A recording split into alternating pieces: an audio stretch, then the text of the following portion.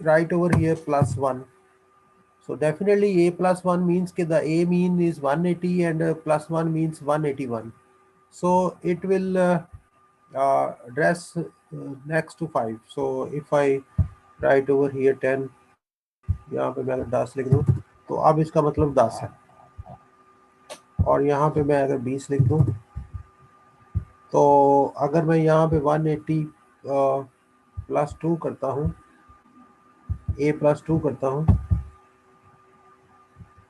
ऐसे करके, तो इसका मतलब है 20, इसका मतलब है 10, और इसका मतलब है 5। तो ये जो हम एड्रेस दो पार्ट में लिखते हैं, तो जैसे फोन नंबर होता है 0300, सो that is one part, so the one part is for network address and the second part is displacement, so on that network, so this is the number, so that is the second part। जैसे mobile numbers में आप लिखते हैं कि कैसे लिखते हैं आप मोबाइल नंबर्स में, आप कहते हैं 0300, फिर आगे समटाइम्स डैश डाल लेते हैं 66123456, कुछ इस तरह से कुछ इस तरह से आप लिख देते हैं। अगर मैं ये कह दूं कि जी ये जो एड्रेस है, so that is displacement address है, दो पार्ट का एड्रेस है, there is one first part, there is second part. पहला पार्ट बताता है कि जी कौन सा प्लाजा है, और दूसरा पार्ट बताता है कि जी उस प्लाजे में कौन सी फ्लोर है, या पहला पार्ट बताता है कौन सी यूनिवर्सिटी है, और दूसरा पार्ट बताता है उस यूनिवर्सिटी में कौन सा डिपार्टमेंट है। पहला पार्ट बताता है कि कौन सा नेटवर्क है, और दूसरा पार्ट बताता है कि उस नेटवर्क में कौन से वाला नंबर है। So there is two part address. So this is the displacement, and this is the direct addressing mode. And sometimes we write something. If I write over here, uh, like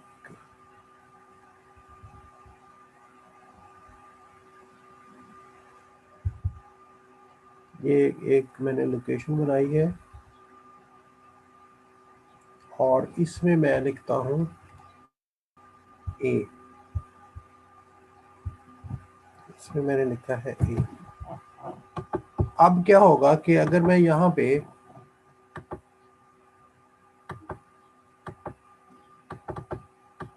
और इसको अगर मैं Z कहता हूँ,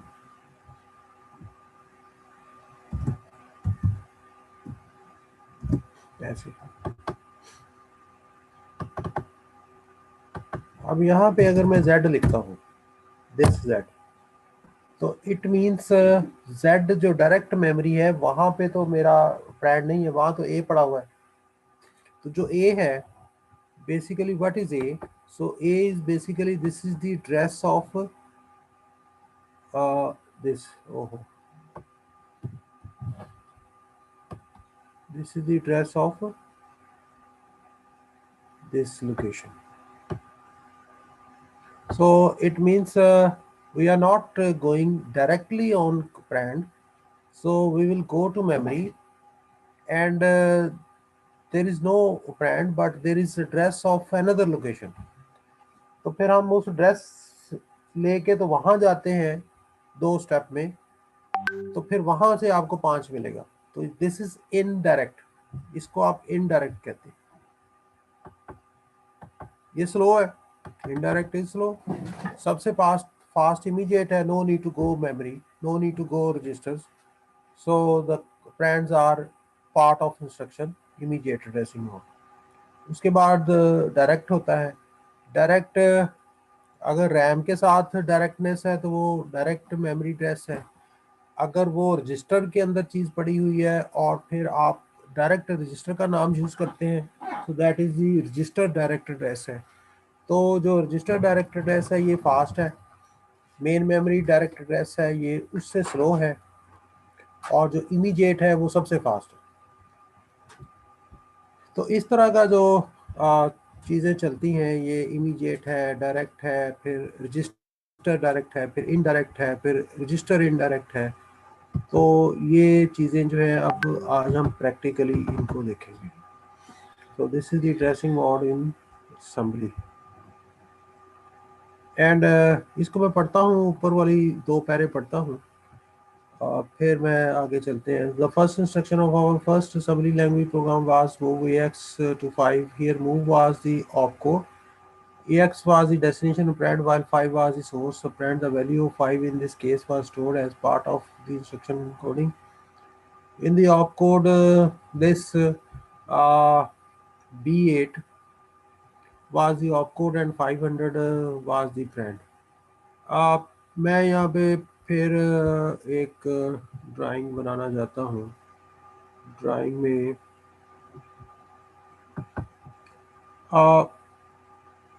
अगर मैं ये लिखूं मूव AX, 5, ये असम्बली में है. This is in assembly language. तो इसकी जो मशीन लैंग्वेज है वो ये है.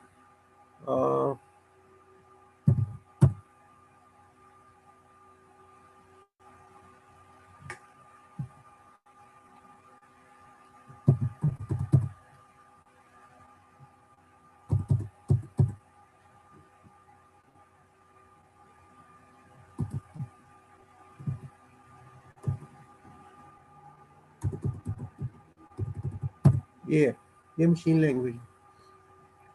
इस मशीन लैंग्वेज में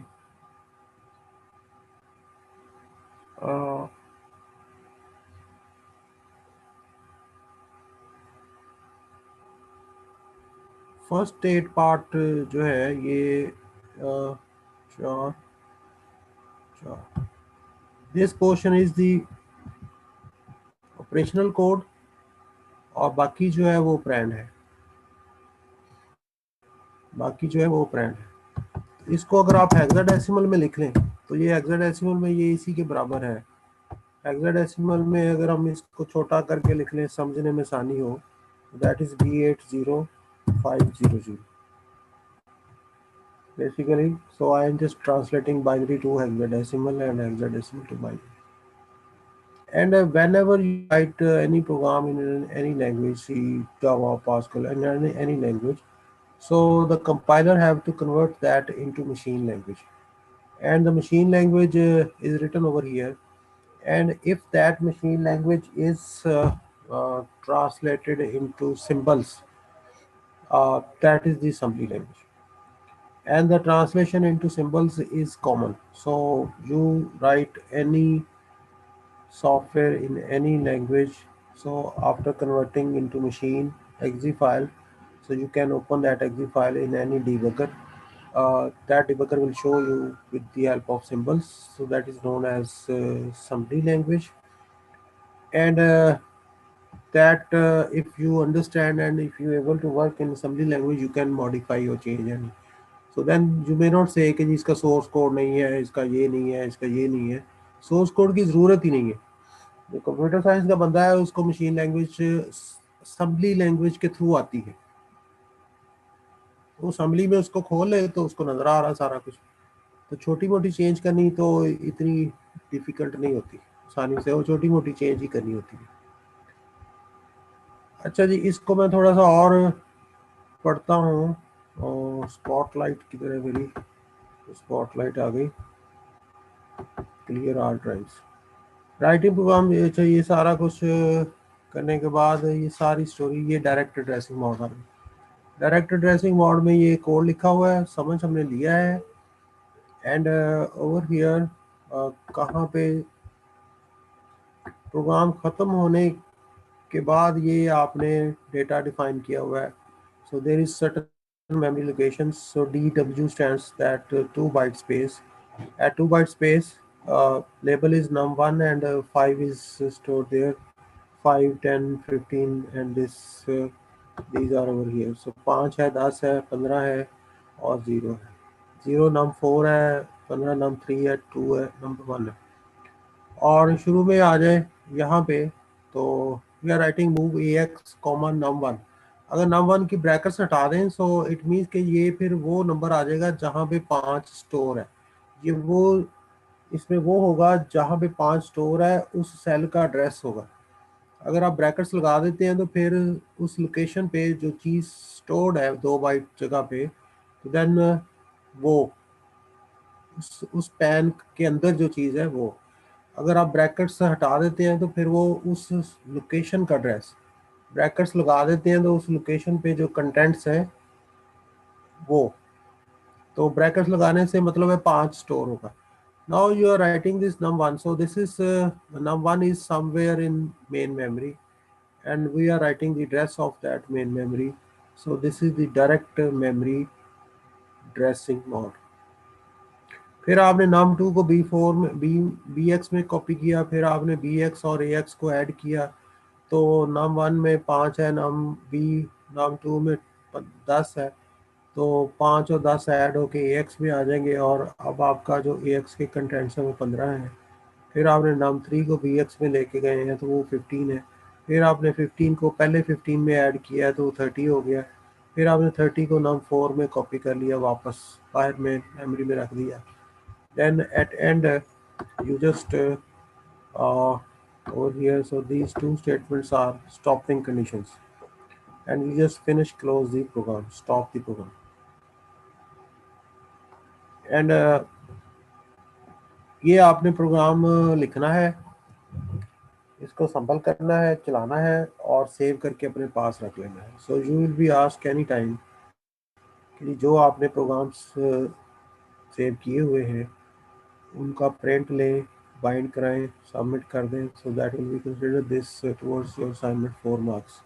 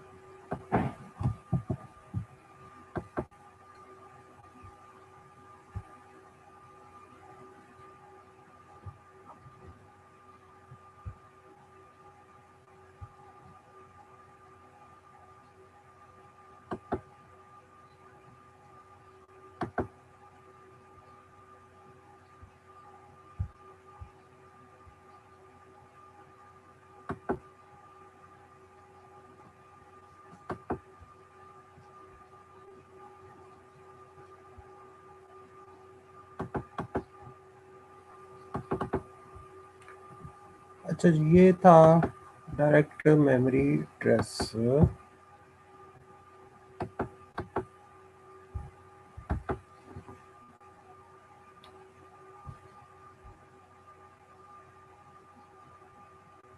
ये देखें यहाँ पे, ये this is the listening file and और फिर आप यू मे सी, किधर गया मेरी ड्राइंग, ये जो मूव ax num1 है मशीन में, अगर आप देखो तो ये इसकी स्टेटमेंट है मशीन लैंग्वेज, ये स्टेटमेंट.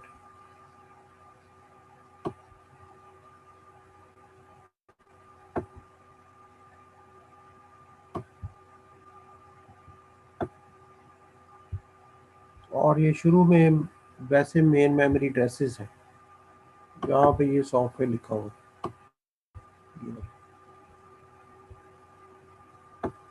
पहली 00 पे है, दूसरी तीसरे बाइट पे है, फिर 7वें बाइट पे है, 9वें बाइट पे है एंड सो ऑन.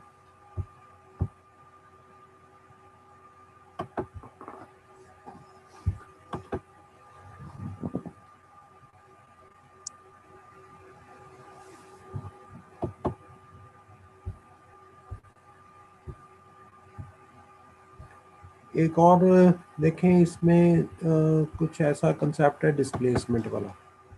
ये देखिए num1 लिखा हुआ है, num1 का मतलब है 5 दिस, और ये DW का मतलब है define word 2 byte. So if you say num1 plus 2, so that will be the address of this 10. num1 plus 4, that will be the address of 15.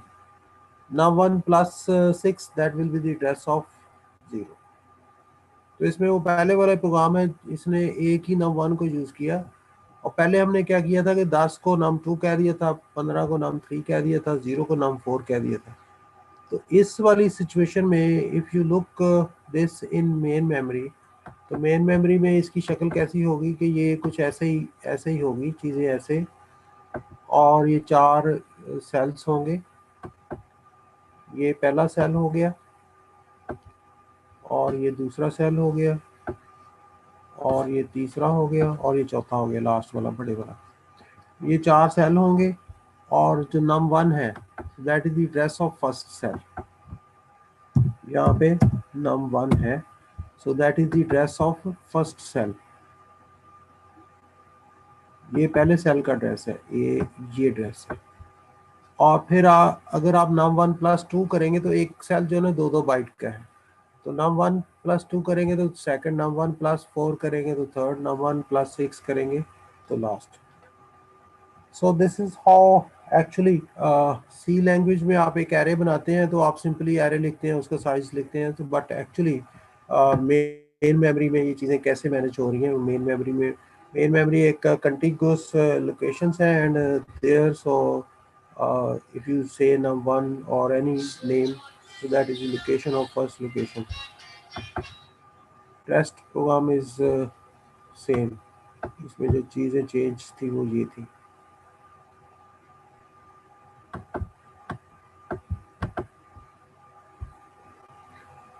अच्छा जी, ये तीसरा आ गया इसमें। उसमें क्या था कि आपने जो पहले वाले में देखें, यहाँ पे एंटर कर करके आपने लिखा हुआ था DW5, DW10, DW15, नीचे को लिखा हुआ था। इसमें उन्होंने एरे की शक्ल में लिखा हुआ है। सो DW then 5, 10, 15, 0 सेम चीज़ है। आप ऐसे भी लिख सकते हैं। तो it means this num1 is actually the address of 5, and if you say num1 plus 2 that will be 10, num1 plus 4 15, num1 plus 6 0। ये ऊपर भी ऐसे किया हुआ है, जैसे ये num1 plus 4 किया हुआ है तो इसका मतलब है 15। ये num1 plus 6 का मतलब है ये वाली लास्ट वाली चौथी लोकेशन।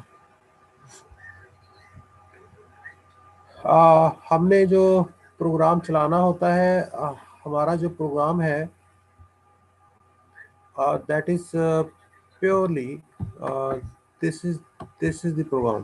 यहाँ तक प्रोग्राम चला, प्रोग्राम स्टॉप हो गया, और जो आपने मेमोरी यूज की है वो उस प्रोग्राम के आगे या पीछे यूज करनी है, और वो that is not the part of statements of program. या शुरू में यूज कर लें या आखिर में यूज कर लें, एक ही बात है।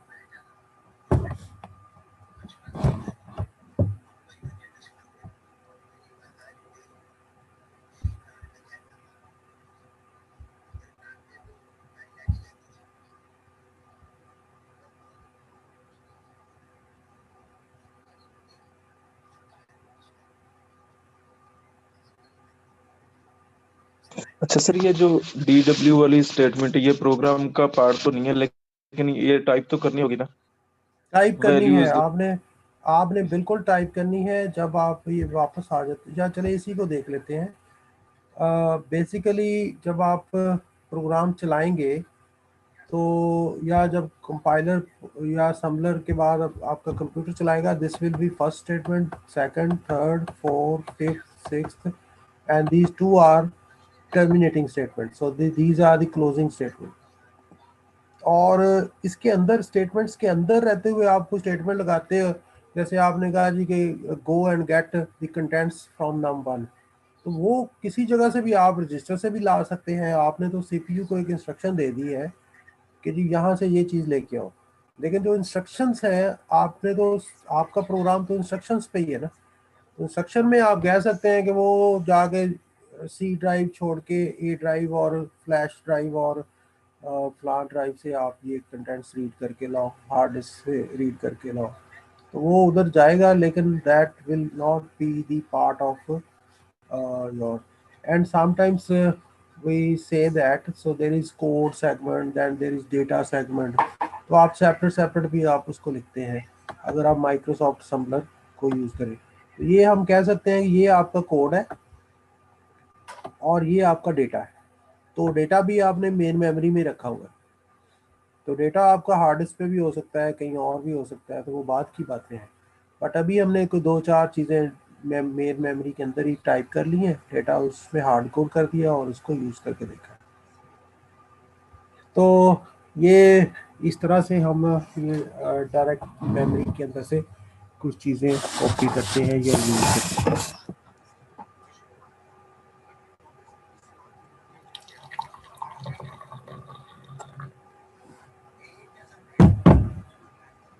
आगे चलते हैं।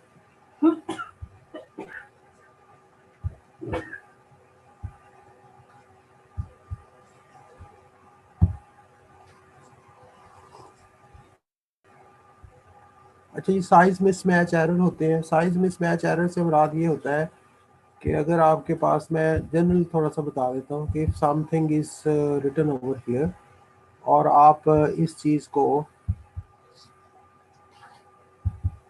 इधर कॉपी करना चाहते हैं बड़ी जगह पे, तो ये कॉपी हो जाएगी और आपको मिसमैच और ये और वो किसी किस्म का कुछ एरर नहीं देगा, समलर भी नहीं देगा, कुछ भी नहीं देगा। वो इसलिए नहीं देगा कि आप एक ऐसे contents so that are at small space you are going to move for copy into bigger space. तो ये सवाल ही पैदा नहीं होता कि जी वो स्पेस छोटी हो जाए। लेकिन अगर आप इसका उल्ट करते हैं, उलट से मुराद ये है कि आप इसके कंटेंट्स उसमें कॉपी करना चाहते हैं, तो फिर वो बड़ी जगह से छोटी जा रही है, तो फिर इसने रौला डाल देना है।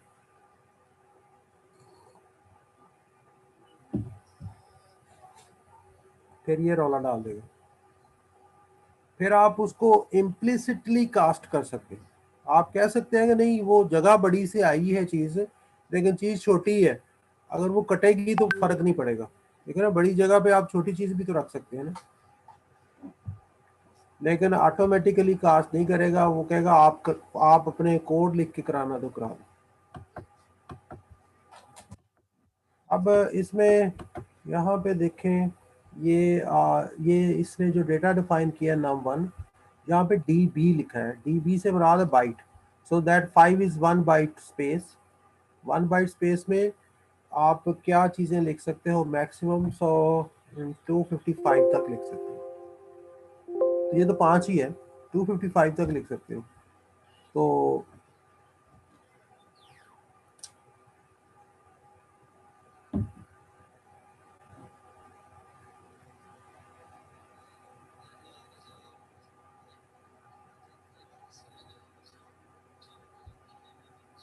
अच्छा, ये num1 है, al में गया, al का साइज भी 1 बाइट है, ये भी 1 बाइट है। फिर ये bl में गया, ये भी 1 बाइट है, ये भी 1 बाइट है। फिर bl से al में गया, 1 बाइट है। फिर num2 bl में गया, 1 बाइट है, 1 बाइट 1 बाइट 1 बाइट 1 बाइट। इस प्रोग्राम में कुछ भी नहीं आया, कुछ भी नहीं होगा। देखें यहाँ पे नीचे जो दो स्टेटमेंट्स दी हुई हैं कि al का साइज 1 बाइट है और मेमोरी का साइज 1 बाइट है, नथिंग विल हैपन। लेकिन आपने यहाँ पे ये देखें, num1 प्लस 1 कह रहे हो, num1 प्लस 2 कह रहे हो, क्योंकि आपका जो अगला सेल है वो एक एक बाइट के फर्क पे है।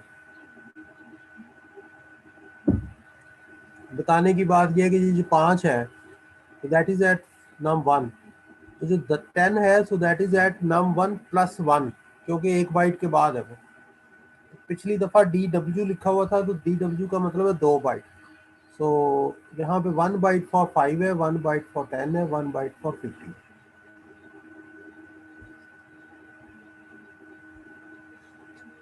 ये रजिस्टर इनडायरेक्ट ड्रेसिंग मोड आ गया।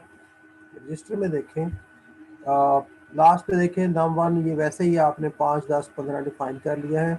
और शुरू में आप देखें कि आपने num1 px में ले गए, कंटेंट्स नहीं लेके गए।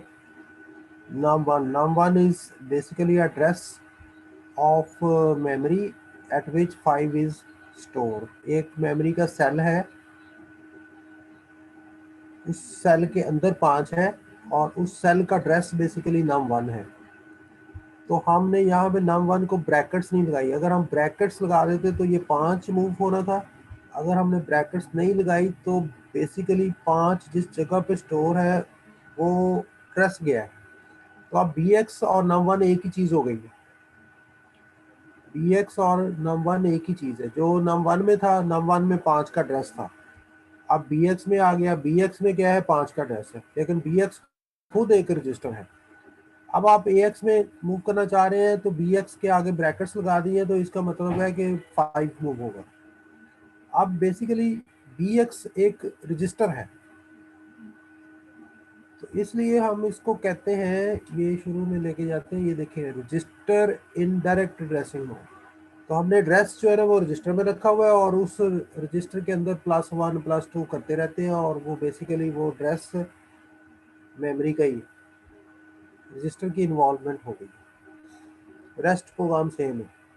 तो आप ये देखें AX में आपने BX का है, तो BX के ब्रैकेट लगाने का मतलब ये 5 मूव करेगा। फिर आपने इसमें 2 ऐड कर दिया, तो अब BX में 2 ऐड कर दिया। 2 ऐड करने का मतलब है कि अब ड्रेस में 2 ऐड कर दिया, तो अब वो 10 का ड्रेस बन गया। फिर उस ड्रेस में फिर 2 ऐड कर देंगे तो वो 15 का ड्रेस बन जाएगा। इसमें कोई खास चीज नहीं है। बाकी चीज ये 10 नंबर्स को ऐड करना है, इसमें थोड़ा सा ये हमने देखना है। इसमें बेसिकली लूप है।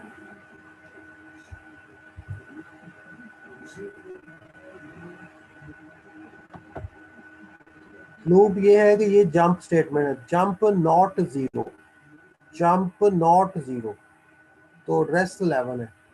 इट मीन्स कि यहां से जंप करके जाएगा यहां। कब जाएगा? जंप नॉट जीरो, और नॉट जीरो होगा जब आपका जीरो फ्लैग, आपके पास एक जीरो फ्लैग है, वो जीरो फ्लैग अगर 1 हो जाए तो इट मीन्स के ऑपरेशन, जो लास्ट ऑपरेशन हुआ है उसका रिजल्ट 0 है। अगर जीरो फ्लैग 0 है तो इसका मतलब है कि रिजल्ट 0 नहीं आया।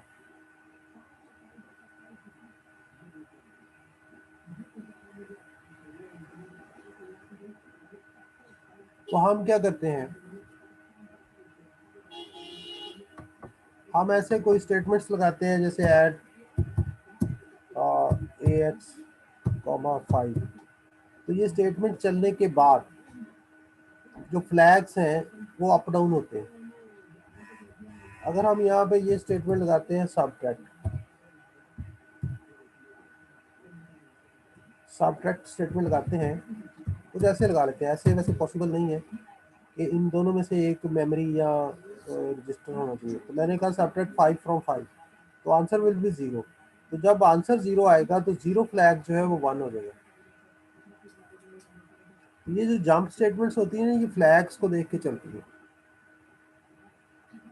और जो फ्लैग्स होते हैं वो लास्ट ऑपरेशन को देखते हुए प्लस माइनस होते हैं। अब ये लास्ट ऑपरेशन यहाँ पे क्या हुआ है, लास्ट ऑपरेशन आपका जो है here, this second last statement before this jump statement, so that is the subtract cx comma 1। तो cx में से cx की वैल्यू क्या है, 10 है,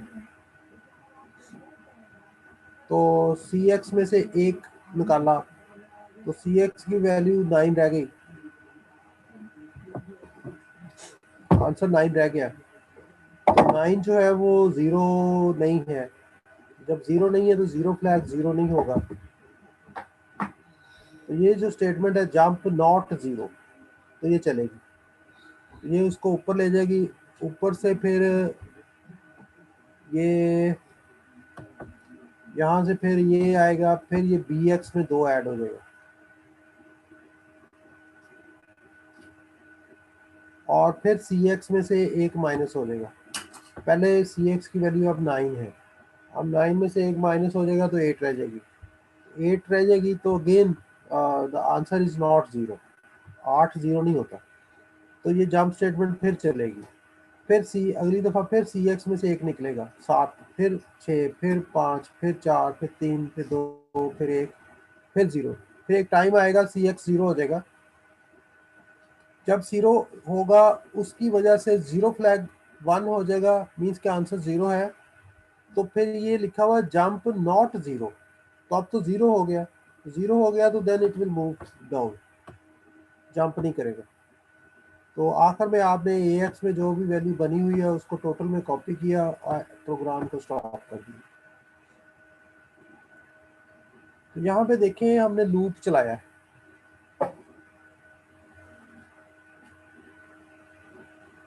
जो आप हाई लेवल लैंग्वेज में फॉर लूप लिखते हैं, वाइल लूप लिखते हैं, डू वाइल लूप लिखते हैं। Now there is one assignment. Assignment is this कि आपने क्या करना है।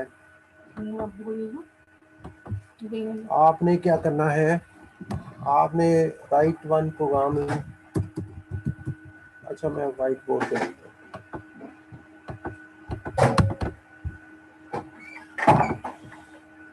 आपने क्या करना है कि राइट वन प्रोग्राम इन C++।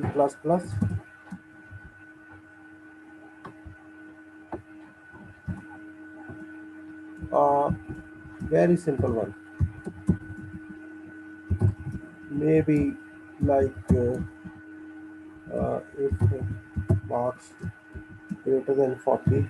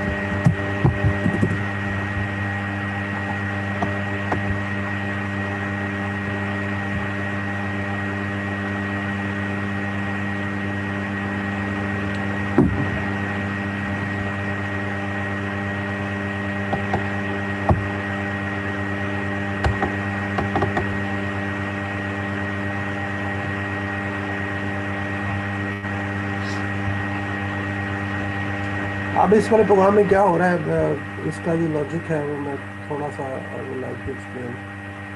हो क्या रहा है, वो ये रहा है कि जी दिस इज वन एरे, ये आपका एक एरे है, इसमें 10 एलिमेंट्स हैं ये, and num1 is the address of first element and num1 plus 2 is the address of 20 address of plus 2 करते जाए तो नेक्स्ट चलते जाएंगे। हमने क्या किया है कि जी हमने num1 को bx में ले गए, यहाँ पे शुरू में देखें तो अब num1 है या bx है एक ही बात है, आप num1 लिख लें या bx लिख लें एक ही बात है। तो जो bx है basically this is the register है। तो दूसरा आपने CX में 10 डाल लिया है क्योंकि आप एक लूप चलाना चाहते हैं 10 को, और 10 में से हर दफ़ा आप एक एक माइनस करते जाएंगे। तो पहले 10 है, फिर 9, फिर 8, 7, 6, 5, 4, 3, 2, 1, 0, ऐसे कुछ होगा। तो आप 10 में से माइनस करते जाएंगे क्योंकि आपने 10 दफ़ा लूप चलाना था, तो यू जस्ट पुट CX 10। फिर आपने AX को 0 कर लिया and all the time so आप एक लूप चलाएंगे, ये यहाँ से जंप कराएंगे और ये इधर लेबल लगा दिया आपने 1 1, आप जो मर्जी लेबल लगा सकते हैं। तो it will keep on moving, ये यहाँ से ऐसे मूव करता जाएगा और हर दफ़ा CX में से माइनस करता जा रहा है 1।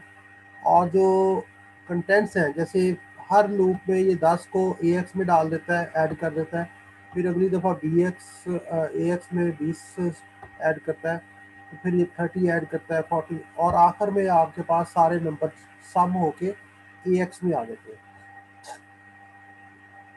सारे नंबर AX में सम होके आ जाते हैं। ये देखें, ये सम करने के लिए आप ऐड करते जा रहे हैं, नहीं ये ऐड कर रहे हैं, ये AX में ऐड करते जा रहे हैं। जब ये लूप एंड होगा तो you will be total in AX। ये जो ऐड होता है AX, BX, इसका मतलब होता है दोनों को ऐड करो और आखिर में जो रिजल्ट है वो AX में स्टोर कर दो। तो ये रिजल्ट कुछ ऐसा होता है, AX is equal to AX plus BX, कुछ इस तरह से आप इसको विजुलाइज कर सकते हैं। जब आप लूप से बाहर निकलो तो फिर आपके पास जो टोटल बना हुआ है उसको दोबारा आपने किसी जगह पे स्टोर करके जाना होता है, CPU को खाली करना होता है। तो आपने उसको टोटल वाली लोकेशन पे कॉपी कर दी। टोटल वाली लोकेशन नीचे होगी शायद। ये है टोटल भी आपने 2 बाइट का फाइंड किया है। ये इस तरह से आगे चलते हैं हम। रजिस्टर प्लस ऑफसेट एड्रेसिंग, ये भी वही चीज़ है कि ये आपने num1 प्लस BX ये दो चीज़ों को जोड़ के, जैसे मैंने फ़ोन नंबर की मिसाल दी थी कि आपका जो एड्रेस है so that is 2 part address. So पहला पार्ट में आप कहते हो कि जी पहला पार्ट आपका जो ये नीचे डेटा डिफाइन किया हुआ है उसमें जो 10 है, ये जो 10 है, so this is the first element. जो फर्स्ट एलिमेंट का एड्रेस है वो दैट इज num1, और जो BX है ये उसमें डिस्प्लेसमेंट कर लेते हैं। जैसे आप चाह रहे हो कि num1 में 2 ऐड करना चाह रहे हो तो BX को 2 कर लो। अगर आप 10 को एक्सेस करना चाह रहे हो तो BX आपका 0 है। अगर आप BX को 0 कर दो तो ये 10 है, BX को 2 कर दो तो ये 20 है, BX को 4 कर दो तो 30 है, 6 कर दो तो 40 है, एंड सो on। इस वाली स्टोरी में डिस्प्लेसमेंट वाला जो कंसेप्ट था कि हमने जो एड्रेस है वो 2 पार्ट में, बजाय इसके कि आप num1 में ऐड करते जाओ, num1 को हम ओरिजिनल एड्रेस रखते हैं और उसके साथ कुछ और मेमोरी या रजिस्टर जोड़ लेते हैं जिसमें हम वैल्यू इंक्रीज करते जाएंगे। तो ये सम होके जो एड्रेस बनेगा ब्रैकेट्स लग के, तो वो उसके कंटेंट्स आते हैं, काफ़ी सेम है। किसी ने कोई क्वेश्चन करना हो तो please raise hand first, so that will be shown on my screen with your name, and then I will say can you please go ahead। ये जो इंग्लिश लिखी हुई है ये मैं बोल के आपको समझा देता हूँ, यही कुछ लिखा हुआ है इसलिए मैं इसको आगे लिखते जा रहा हूँ। जो प्रोग्राम पे हम ये डायरेक्ट और इनडायरेक्ट यहाँ से भी स्टार्ट किया था, बेस प्लस इंडेक्स ऑफ ये आपने एक्सरसाइज करनी है। कोई एक आध प्रोग्राम अगर मैंने छोड़ दिया हो तो आपने उसको टाइप करके चला के देखना है। एंड जी मुसद्दक के लिए हाथ खड़ा आवाज नहीं आई। सर ये जो टोटल हमने कर ली प्रिंट भी करवा सकते हैं या नहीं सर? नहीं, अभी हमने कुछ नहीं किया। हमने उसको स्क्रीन पे भी नहीं डिस्प्ले किया। ठीक सर, सिर्फ टोटल आपने करवा के उसमें सेव करवा दिया देखे, बस। टोटल भी सेव नहीं कराया, टोटल करा के आपने उसको भी मेन मेमोरी में रहने दिया। अगर आप जी इस जी प्रोग्राम को चलाएंगे तो you will not see nothing on screen. हमने उसको स्क्रीन पे ठीक, डिस्प्ले ही नहीं किया, जी सर। ना हमने उसको हार्ड डिस्क पे सेव किया। अभी तो आप अगर इसको चला के देखोगे तो आप इसको टर्बो डिबगर पे चलाओगे तो then you will press F8 F8 F8, एक एक लाइन चलती जाएगी और आपको वैल्यूज नजर आती जाएगी कि ये मेन मेमोरी में ये हो गया, रजिस्टर में ये हो गया। ये अभी हमने कोई ऐसी स्टेटमेंट नहीं चलाई जैसे सी आउट आप कहते हैं या प्रिंट एफ कहते हैं, इस तरह की कोई स्टेटमेंट हमने असेंबली में चलाई ही नहीं। तो अगर आप इस प्रोग्राम को चलाएंगे तो you will not see nothing on screen, क्योंकि स्क्रीन पे आपने कोई चीज़ प्रिंट ही नहीं की। जो टोटल है वो तो मेन मेमोरी के अंदर है, मेन मेमोरी के जी अंदर तो आप मुंह डाल के देख ही नहीं सकते। जी सर। या तो आप कहो ना कि मैं रैम के एक जिप लगी हुई है उसको खोल के तो मैं अंदर देख लूंगा, तो वो अगर अंदर देख ठीक, रहे हैं तो वो आप फिर टर्बो डिबगर पे खोलें उसको, तो टर्बो डिबगर आपको दिखा रहा होता है, सारे रजिस्टरों की वैल्यूज दिखा रहा होता है, मेन मेमोरी की भी दिखा रहा होता है। तो वहां पे आपको मेन मेमोरी में टोटल बनता हुआ चलता हुआ नजर आ रहा होगा। अगला जो ठीक, चैप्टर आएगा ना उसमें हम देखते हैं, मतलब ये कंप्यूटर में बाइनरी नंबर में ये बड़ी बड़ी स्टेटमेंट्स चलती हैं। तो अभी तो हम जा रहे हैं, लेकिन हम अपने आप को ये तैयार करना चाह रहे हैं कि आप असेंबली में कोई भी बंदा आपको रिकमेंड नहीं करता कि आप प्रोग्राम लिखेंगे, जी सर। क्योंकि असेंबली में प्रोग्राम लिखने के लिए आपको टाइम चाहिए बहुत लंबा चौड़ा, और आप उतनी एक्यूरेसी आ ही नहीं सकती। आप ऐसा मुमकिन ही नहीं है कि किसी टूल्स के इस्तेमाल के बगैर बिग टास्क अचीव कर लो। हम आपको इस काबिल बनाना चाहते हैं कि एटलीस्ट प्रोग्राम तो आप हाई लेवल में लिखोगे, फिर वो कन्वर्ट होगा मशीन में, तो मशीन वाले को हम असेंबली की शक्ल में देख सकते हैं ना। तो अगर लिखा हुआ प्रोग्राम आपके सामने आ जाए, चले यही मैं कहता हूँ फर्ज कर ले, तो आपको समझ तो आ जाए ना। जैसे मैं कह रहा हूँ कि आपने एक प्ले स्टोर से सॉफ्टवेयर डाउनलोड किया है, तो वो सॉफ्टवेयर को आप जब चलाते हो तो वो कहता है जी कि इसकी रजिस्ट्रेशन की डालो, तो आपके पास की नहीं है, आप उसको क्रैक करना चाह रहे हो। तो आप जब देखते हो कि जी अगर रॉन्ग की डल जाती है, तो यहाँ से जाके ये जंप स्टेटमेंट चल रही है कि ये इसको इधर से उधर को ले जाती है। तो ये जंप नॉट जीरो लिखा हुआ है, आप इसको जे जेड करोगे, बस एन हटा दोगे, jump zero, jump if zero, तो फिर वो आपका सॉफ्टवेयर ऐसे चलना शुरू हो जाएगा कि अगर की नहीं लगती तो रजिस्टर कर दो, यही होगा ना। इस तरह से आपको ये स्टेटमेंट्स कोई हजारों में नहीं है, ये ऐड है, सबट्रैक्ट है, मल्टीप्लिकेशन है, बेसिकली तो ये नीचे जाकर अरिथमेटिक एंड लॉजिकल स्टेटमेंट्स ही है ना, चंद एक स्टेटमेंट्स है। तो आपका जो भी आप हाई लेवल लैंग्वेज में लिखते हो, तो that is converted into few statements.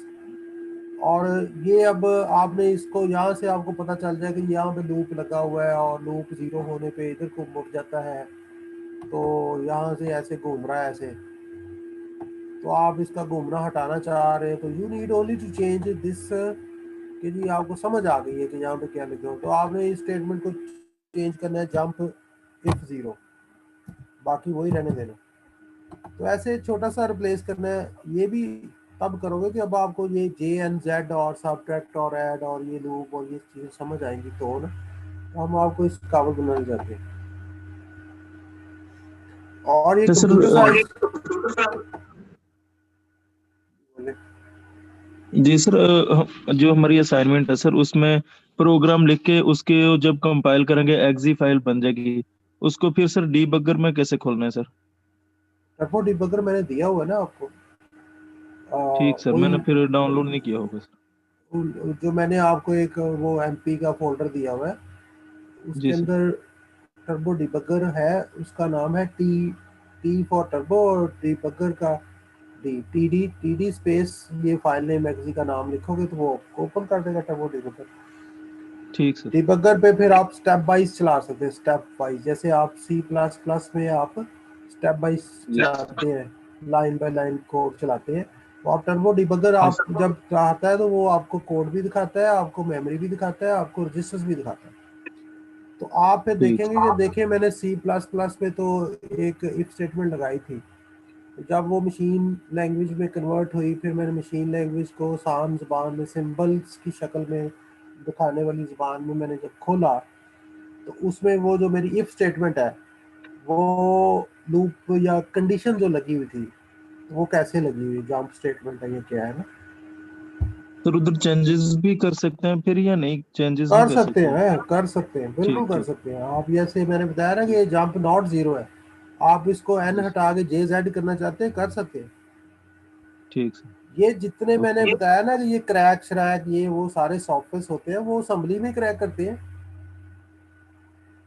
ये आखिरी लेक्चर्स में जाके मैं ये 64 बिट डिबगर 32 बिट डिबगर आपको एक दो सॉफ्टवेयर क्रैक करके भी दिखा दूंगा, उनको खोल के भी दिखा दूंगा, 2 मिनट लगते हैं।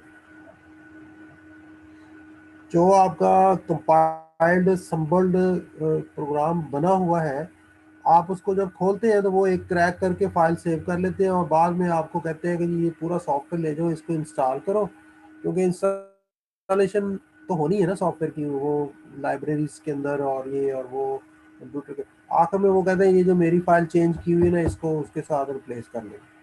चेंज में ये असेंबली में खोल के चेंज की होती है, या दो एक लाइन चेंज की होती है। अच्छा जी, आप को पता ही नहीं है कि जी आप अगर कुछ बनाने पे आ जाओ तो आप क्या कुछ बना सकते हैं, और मैं अगर आपको आधे घंटे का लेक्चर दूं तो आप प्रोसेसर बना सकते हैं। प्रोसेसर आपका, मैं again I would like to share something, white board ही ले लेता हूँ। जो प्रोसेसर है वो करता है, ये एक मैंने पढ़ाया नहीं आपको कोर्स, ये computer architecture and organization type का जो कोर्स होता है, उसमें हमने देखना होता है कि ये अरिथमेटिक ऑपरेशंस कैसे परफॉर्म होते हैं। और जो आपका प्रोसेसर है वो अरिथमेटिक ऑपरेशंस करता है और लॉजिकल करता है। अरिथमेटिक की अगर हम मिसाल लें तो वो प्लस करता है, माइनस, मल्टीप्लाई और डिवाइड। तो जो माइनस होता है, ये जैसे आप कहते हैं जी मैंने 5 माइनस 3 करना है, तो वो क्या कर लेता है, इसका 5 प्लस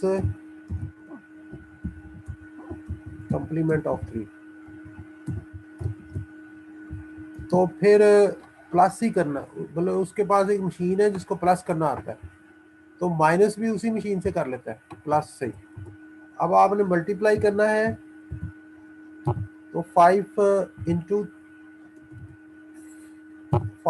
3 करना है, तो वो क्या कर लेता है 5 प्लस 5 प्लस 5, तो फिर वो यूजिंग प्लस कर लेते हैं, क्योंकि उसके पास एक मशीन है जिससे प्लस होता है, तो उसका इस्तेमाल करता है और प्लस प्लस 3 दफ़ा प्लस कर लेता है, तो वो मल्टीप्लाई के बराबर ही होता है। ऐसे जब आप कहते हैं मैंने डिवाइड करना है, 5 डिवाइडेड बाय 3 करना है, तो अगेन उसको डिवाइडर अंदर लगा ही नहीं हुआ प्रोसेसर के, तो यूजिंग ओनली प्लस। ये थोड़ा सा लंबा है प्लस का, तो इसलिए मैंने लिखा नहीं है, लेकिन ये यूजिंग ओनली प्लस। अब आपने जो लॉजिकल ऑपरेशंस परफॉर्म करने होते हैं कि जी 5 जो है वो ग्रेटर देन 3 है कि नहीं है, वो क्या करता है 5 को 3 में से माइनस करता है। बेसिकली वो क्या करता है 5 माइनस 3 करता है, 5 माइनस 3 करना हो तो वो क्या करता है 5 प्लस कंप्लीमेंट ऑफ 3।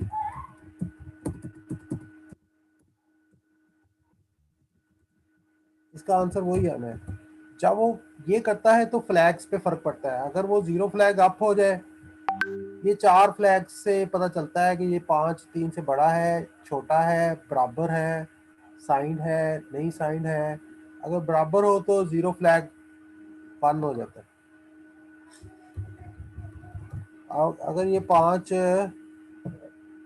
हम कहते हैं 5 3 के बराबर है, नहीं है तो 0 फ्लैग अप नहीं होना, लेकिन अगर ये 5 5 है तो 0 फ्लैग अप हो जाना है।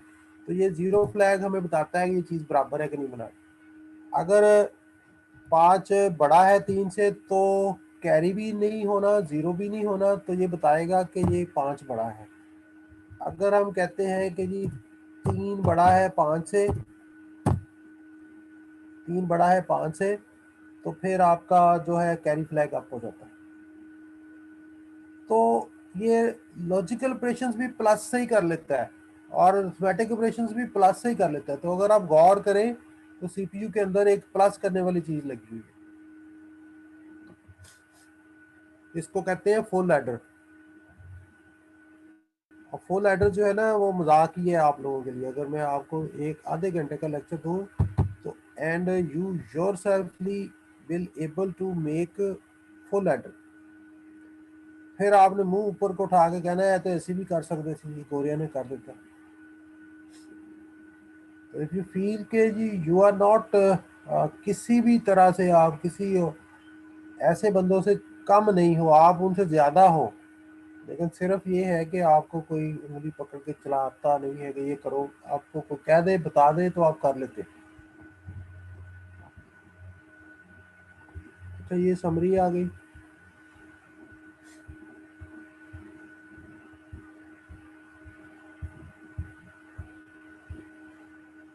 जब कोई कर लेता है फिर आप देखते हैं अच्छा है फेसबुक है तो मैं भी बना सकता। अब आ गया कंपैरिजंस एंड कंडीशंस। कंपैरिजंस में देखें, हम क्या करते हैं, फॉर एग्जांपल कुछ इस तरह की स्टेटमेंट्स अगर हम लगाते हैं कि जी ए बड़ा है बी से, या चले हम ए बी को छोड़ते हैं, आप कहते हैं 5 बड़ा है 3 से, या फिर आप कहते हैं जी 5 छोटा है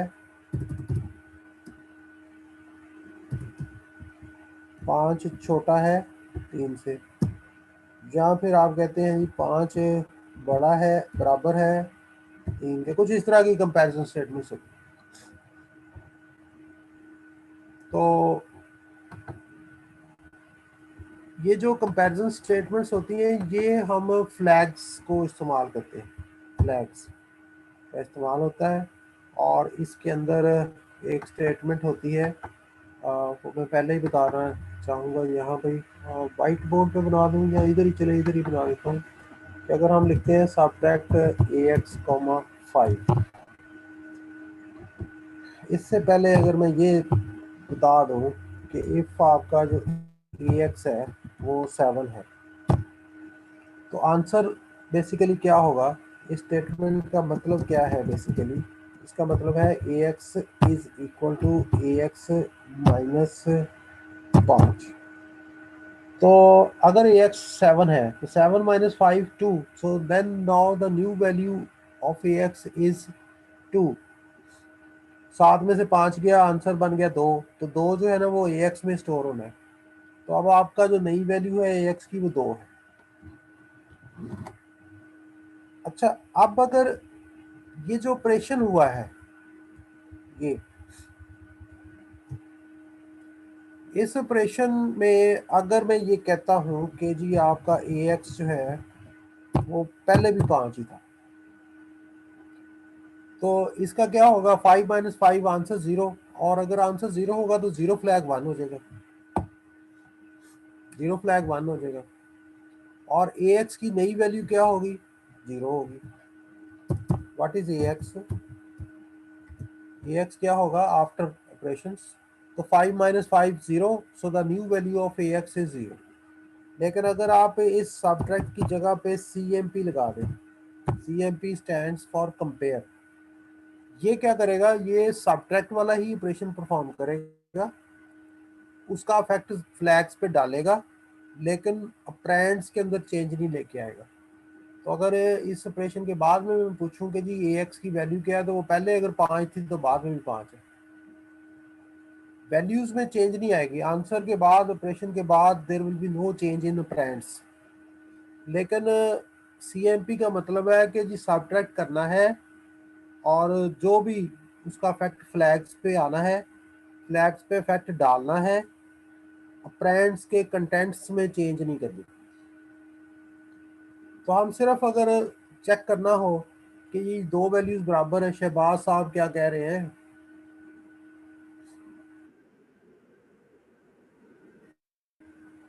आएगा उस वक्त भी आएगा, लेकिन साथ जैसे मैंने बताया कि जी जो नई वैल्यू, जैसे ax 5 था तो 5 में से 5 गया तो अब 0 आंसर जो आया, तो आंसर फिर ax में चला गया, तो अब नई वैल्यू ax की तो 0 होगी ना। तो फ्लैग्स पे इफेक्ट होना है और फ्रेंड्स पे भी उसकी चेंज अगर बनती है तो वो भी बननी है। ऐसे अगर आप ये कोई ऐड करते हैं, ऐड स्टेटमेंट लगाते हैं, मूव स्टेटमेंट लगाते हैं, और या कोई भी इस तरह की स्टेटमेंट्स लगाते हैं, अरिथमेटिक ऑपरेशंस की लगाते हैं, तो हमने उसमें देखा है कि अगर उसमें से कैरी हो तो कैरी फ्लैग अप हो जाता है, अगर साइन चेंज हो जाए तो साइन फ्लैग अप हो जाता है, अगर आंसर 0 हो जाए तो 0 फ्लैग अप हो जाता है।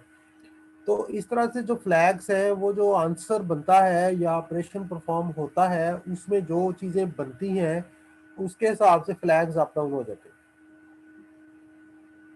तो अगर आप ऑप कोड की जगह पे CMP लिख दें तो CMP सब्ट्रैक्ट वाला काम करेगी और फिर फ्लैग्स पे इफेक्ट होगा, लेकिन अपरेंड्स में चेंज नहीं करेगी, अपरेंड्स को वही कर देगी जो पहले थे, नो चेंज ऑफ कंटेंट्स में कोई चेंज नहीं आएगी।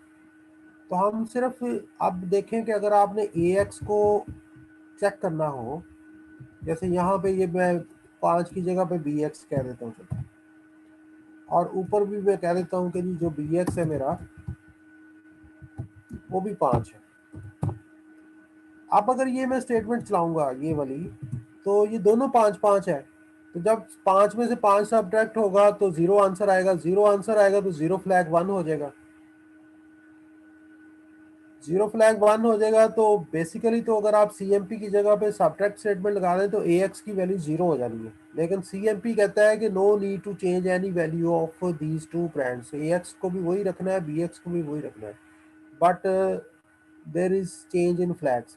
तो जब 0 फ्लैग 1 हो गया तो फिर हम आगे जो कंडीशंस लगाते हैं, जंप इफ नॉट 0, कुछ इस तरह से अगर हम अपने प्रोग्राम के अंदर यहाँ पे लिखते हैं जंप नॉट 0, ऐसे अगर लिखें, इसका मतलब है कि जंप करना है अगर 0 फ्लैग आंसर 0 नहीं है तो आंसर 0 कब नहीं होता, तो जब आंसर 0 हो जाए तो 0 फ्लैग 1 हो जाता है।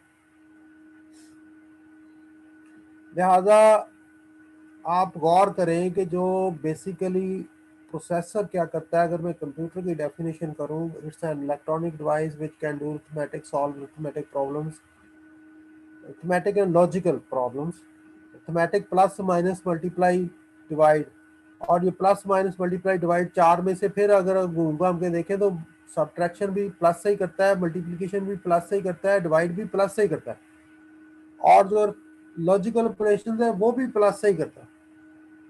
अब ये देखें ना, लॉजिकल ऑपरेशंस है, लॉजिकल से मुराद है आपने चेक करना है कि एक ब्रांड दूसरे से बड़ा है या बराबर है या छोटा है, तो वो भी वो सब्ट्रैक्ट ऑपरेशन परफॉर्म करता है, उसका फ्लैग्स पे इफेक्ट आता है, उससे वो पता करता है, अंदाजा नहीं करता, उससे पता चलता है कि ये AX बड़ा है या बराबर है या छोटा है। अब अगर ये AX बड़ा है या छोटा है, अगर ये छोटा है तो आपका कैरी फ्लैग 1 हो जाना है, अगर ये दोनों बराबर है तो आपका 0 फ्लैग 1 हो जाना है। तो हम अगर 4 फ्लैग्स को देखें, कैरी फ्लैग है, ओवरफ्लो फ्लैग है, साइन फ्लैग है, 0 फ्लैग है, ये जो 4 फ्लैग्स की वैल्यूज आती हैं, इन वैल्यूज से हमें पता चल जाता है कि जी पहला ब्रांड दूसरे से बड़ा है, पहला ब्रांड दूसरे के बराबर है, पहला ब्रांड दूसरे से छोटा है, तो ये हमें पता चल जाता है। तो सारे जो लॉजिकल ऑपरेशंस हैं, अगेन यू विल सी, जब हम यहाँ पे सब्ट्रैक्ट लिखते हैं तो अंदर खाते बेसिकली वो ऐड करके ही सब्ट्रैक्ट वाला काम करता है अंदर खाते, तो सब्ट्रैक्टर तो प्रोसेसर के अंदर लगा ही नहीं हुआ, मल्टीप्लायर लगा ही नहीं हुआ, डिवाइडर लगा ही नहीं हुआ, कंपेयर करने वाली चीजें लगी नहीं हुई, तो लगा गया हुआ एक छोटा सा एडर लगा हुआ है, फुल एडर। कितने सारे एडर लगे हुए, फुल एडर है, कितने सारे फुल एडर का मतलब है कि अगर आपने इस तरह का स्टेटमेंट्स होती हैं आपकी इस तरह की ना, इनको अगर आपने ऐड करना है तो यू नीड 1 फुल एडर यहाँ पे चाहिए, 1 फुल एडर यहाँ पे चाहिए, फिर ये यहाँ पे चाहिए, फिर हर 2 के लिए एक फुल एडर चाहिए, तो ये जितने भी है 3 और 3 6 7 हैं, तो 7 फुल एडर चाहिए। अगर यहाँ से आखिरी वाले से कैरी आउट होता है या बोरो इन होता है तो इट मीन्स के ऊपर वाली फिगर छोटी है, नीचे वाली फिगर बड़ी है। अगर इन दोनों के आंसर आखिर में 0 0 आ जाता है यहाँ पे, तो इसका मतलब है कि आंसर 0 हो गया, ऊपर वाली दोनों वैल्यूज बराबर हैं, तो 0 होता है तो 0 फ्लैग 1 हो जाता है। जो साइन अगर चेंज हो जाए तो साइन फ्लैग हो जाता है, अगर ओवरफ्लो हो जाए तो ओवरफ्लो हो जाता है। Now these 4 indications, 0 flag, carry flag, carry flag तब 1 होता है जब लास्ट बिट में से कैरी आउट हो या बोरो इन हो, दोनों सूरतों में कैरी फ्लैग अप होता है। फिर ओवरफ्लो फ्लैग और साइड फ्लैग, ये 4 वैल्यूज से हमें पता चलता है लॉजिकल ऑपरेशंस। अब हम आगे चलते हैं, देखते हैं ये जो अंग्रेजी लिखी हुई है ये सारा कुछ यही है जो मैं बोल के हूँ।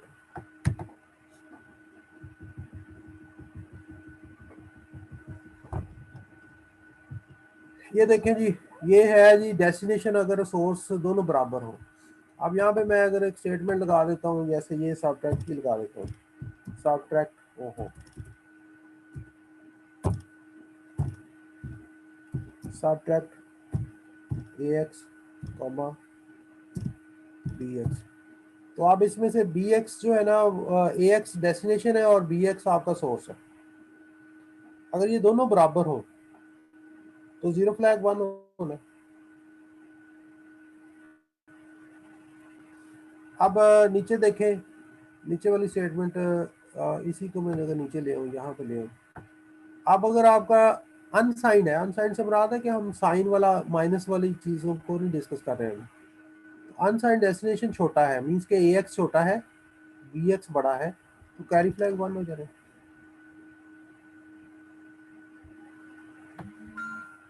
ये ऐसे है कि बड़ा या छोटा है। एक मिनट होल्ड कीजिएगा जी।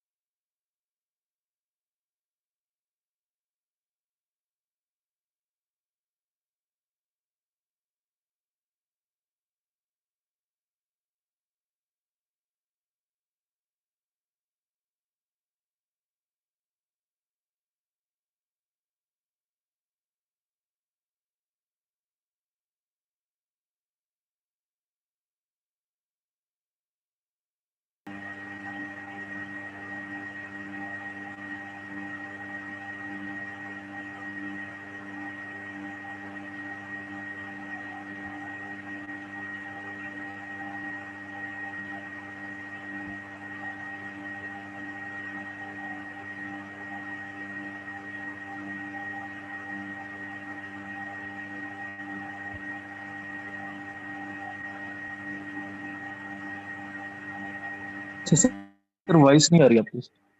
मैं बोल ही नहीं रहा, आवाज कहाँ से आएगी? ठीक सर। ये जो स्वैप का यहाँ पे कुछ बताया गया है कि जी हमने सॉर्ट करना है चीज़ों को। That is one very classic example. This is the data के जी एक एरे है, या 60, 55, 45, 58 है। सो यू विल कंपेयर, पहले दूसरे को कंपेयर करेंगे। अगर वो पहला बड़ा है, जैसे 60 बड़ा है, तो आगे यस आ गया, तो स्वैप करना है। तो फिर आप 55 को 60 की जगह पे, और मैं वो ले लूँ हाईलाइटर, फिर आप 55 इधर कर दिया, 60 इधर कर दिया। तो फिर आप 60 को 45 से कंपेयर करोगे, 45 छोटा है तो आप 45 इधर कर दिया, 60 इधर कर दिया। फिर आप 60 और 58 को करोगे, तो 58 छोटा है तो आप उसको पीछे कर दोगे और उसको बड़ा कर दोगे। At the end 60 will be eight top. अब जब 60 टॉप पे चला जाता है, तो फिर हमने 60 को छोड़ देना होना चाहिए पास टू में। फिर आप इन दो को कंपेयर करते हो, छोटा पहले कर दिया, बड़ा बाद में, फिर इन दो को कंपेयर करते हो तो पहले ही सही है, असेंडिंग ऑर्डर में ही है। तो देन नो स्वैप, यहाँ पे लिखा हुआ नो स्वैप, इसको ऐसे ही रहने देते हो। फिर आप इन दोनों को करते हो तो नो स्वैप। फिर आप तीसरे में जाते हो, इन दोनों को चेक करते हो, नो स्वैप, इन दोनों को चेक करते हो, नो स्वैप, इन दोनों को चेक करते हो, नो स्वैप। तो एक ये तरीका है कि जी आपका डेटा असेंडिंग ऑर्डर में हो गया। अब हम बबल सॉर्ट की एग्जांपल लेते हैं। बबल सॉर्ट में कुछ ऐसा ही होता है कि आपने आइट्रेशंस करते जाना होता है, कंपेयर करते जाना होता है। तो स्वैप करने के लिए कुछ एक तरीका होता है कि अगर आप ये 60 और 55 को मूव करना चाह रहे हैं, तो कैसे मूव करते हैं कि आप एक टेम्परेरी लोकेशन बनाते हैं। टेम्परेरी लोकेशन बनाने के बाद फिर क्या करेंगे कि आप इसको आप 60 में इधर कॉपी करेंगे, तो ये इधर आ गया जी 60।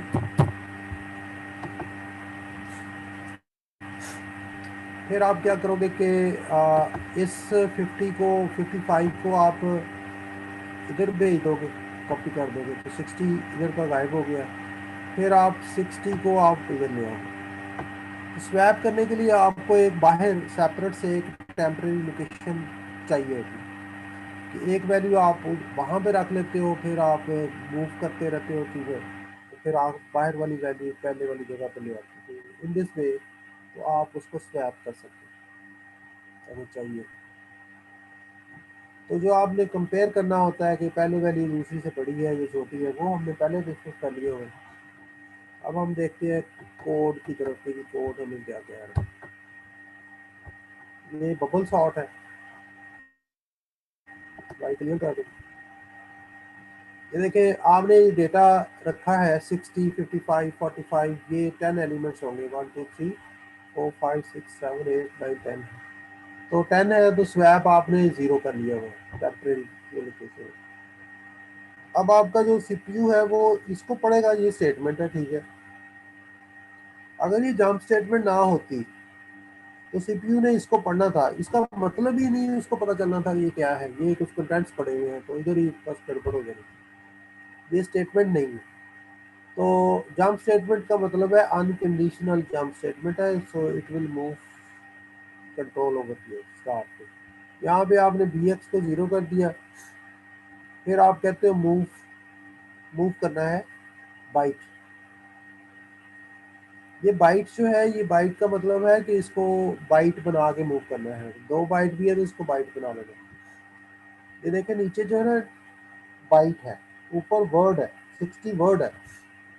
तो आपने इन दोनों को बराबर करने के लिए कि जी ये जो स्वैप है ये बाइट है, ये देखें डी है, और ये जो 0 है ये 0 है, तो ये 0 स्वैप में आ जाएगा, पहले भी 0 रीसेट किया। फिर आप ये मूव करते हो AX में, ये डेटा है तो डेटा प्लस BX 0 होगा तो ये 60 है।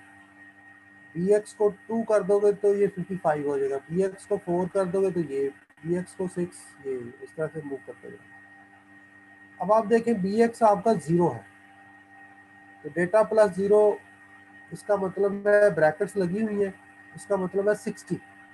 तो जो 60 है वो AX में आ गया।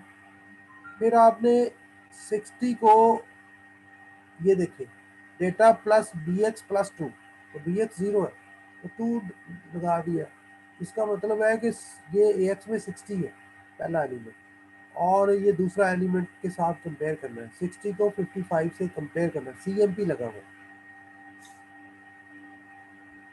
CMP लगा हुआ है, इसका मतलब है कि अगर जंप बिलो एंड इक्वल, अगर ये दोनों बराबर हैं या ये जो 60 है ये छोटा है, तो फिर नो स्वैप पे जाना है, फिर इधर चले जाना है, मीन्स के स्वैप नहीं करना है, आगे मूव करना है। अगर उल्टा काम है तो फिर ये काम करके जाना है, ये स्वैप, ये जो 4 लाइनें लिखी हुई है स्वैप है।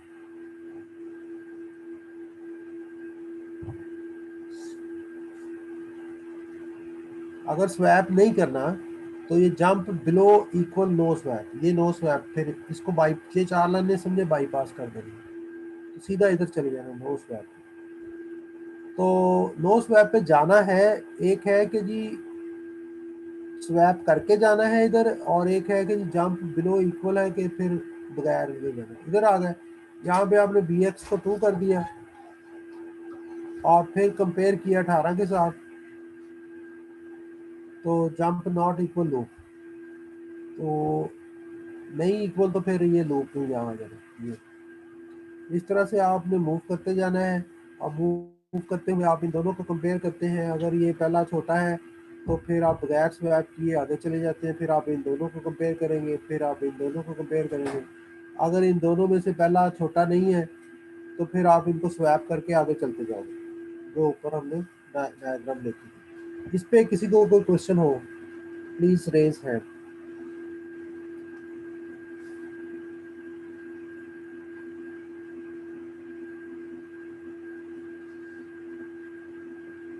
ये बबल सॉर्ट है, तो आपने कुछ सॉर्टिंग एल्गो और भी पढ़े होंगे।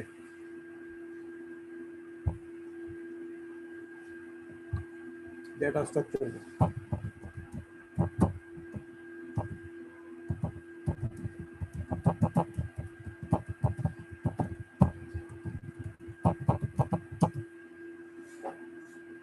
सिलेक्शन सॉर्ट है, रिकर्सिव बबल सॉर्ट है, इंसर्शन सॉर्ट है, मर्ज सॉर्ट है, आइटरेटिव मर्ज सॉर्ट है, क्विक सॉर्ट है।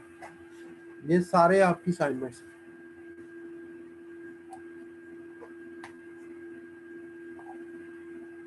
ये आपने इनका कोड लिखना है।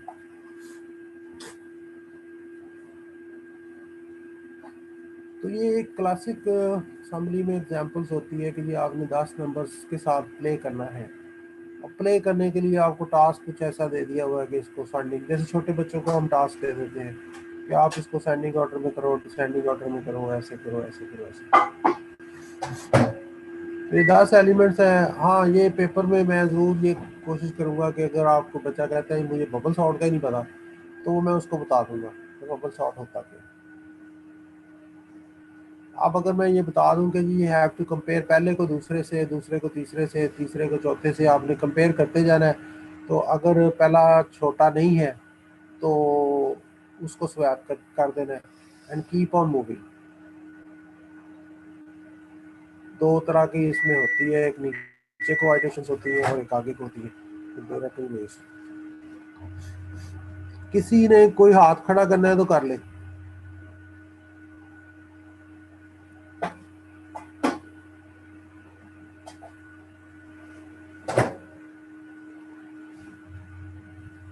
ये वो स्टेप्स बताए हुए बड़ी डिटेल के साथ कि ये लाइन नंबर पर, जैसे 3 और 6 और 11 से 12 तक। ये देखें ना, ये ऊपर 3 है, ये 6 है, ये 11 से 12, ये लाइन नंबर दिए हुए हैं। तो ये उनको डिटेल में बताया हुआ कि क्या क्या हो रहा है, क्या क्या हो रहा है।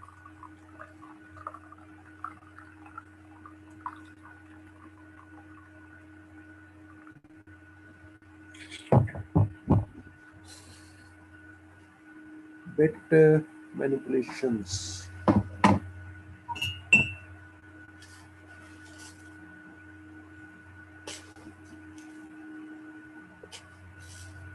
दो चैप्टर पढ़ लिए सर, वही हमें हजम हो जाए तो काफी है सर।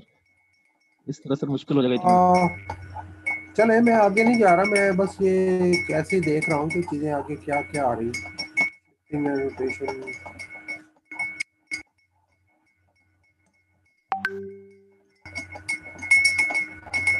अच्छा, एक चैप्टर है कंप्यूटर ऑर्गेनाइजेशन एंड आर्किटेक्चर का, वो है अरिथमेटिक ऑपरेशंस के नाम से।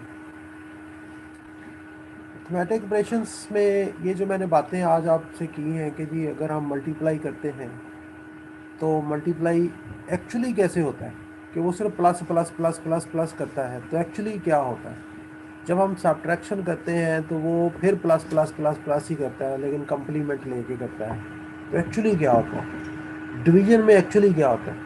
तो ये जो चीज़ें मैंने बताई हैं कि जी हकीकत में क्या होता है, आपको जो नज़र आता है, आपको सिर्फ रिजल्ट्स नज़र आते हैं।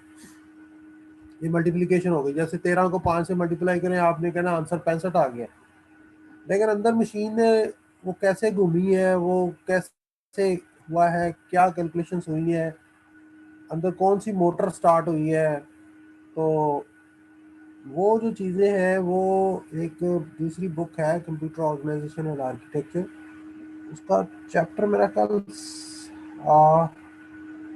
7 है।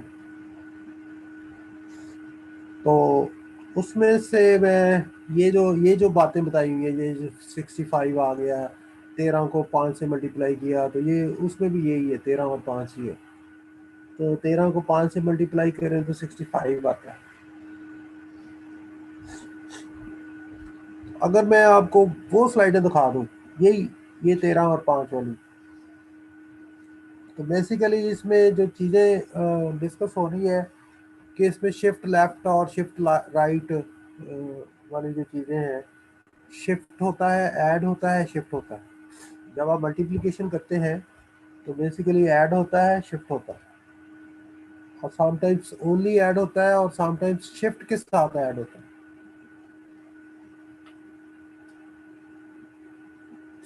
ये देखिए ना, यहाँ पे ये आंसर ऐड हो गया, फिर ये इधर को शिफ्ट हो गया, फिर ये एक और स्टेप शिफ्ट हो गया, फिर और शिफ्ट हो गया। तो इसमें ये ऐड हो रहे हैं, फिर ये भी ऐड हो रहा है, फिर ये भी ऐड हो रहा है, पार्शियल प्रोडक्ट्स बन रहे हैं। तो आखिर में देखें ये सब ऐड हो रहे हैं, तो ये आखिर में सब ऐड नहीं करता, ये साथ साथ ऐड करता जाता है।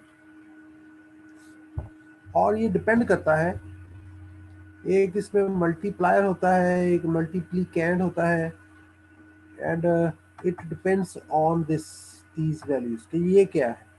अगर ये 1 है तो इसने ये जो 13 है, 13 को ऐड करना है और शिफ्ट करना है, और अगला 0 है तो ऐड नहीं करना, सिर्फ शिफ्ट करना है। फिर 1 है तो ऐड करना है, शिफ्ट करना है। लास्ट पे 0 है तो ओनली शिफ्ट करना है। तो इस प्रोसेस में देखें कि मल्टीप्लिकेशन हम कैसे कर रहे हैं, कि हम मल्टीप्लायर को देख रहे हैं, मल्टीप्लायर की जो बिट्स हैं उनको देख रहे हैं। अगर बिट 1 है तो हमने ऐड प्लस शिफ्ट करना है। अगर वो मल्टीप्लायर की बिट 0 है तो हमने ओनली शिफ्ट करना है। अगर मल्टीप्लायर की बिट 1 है तो ऐड प्लस शिफ्ट है, दो दो प्रोसेस है। एक है हमारा ऐड प्लस शिफ्ट है, और दूसरा है ओनली शिफ्ट है।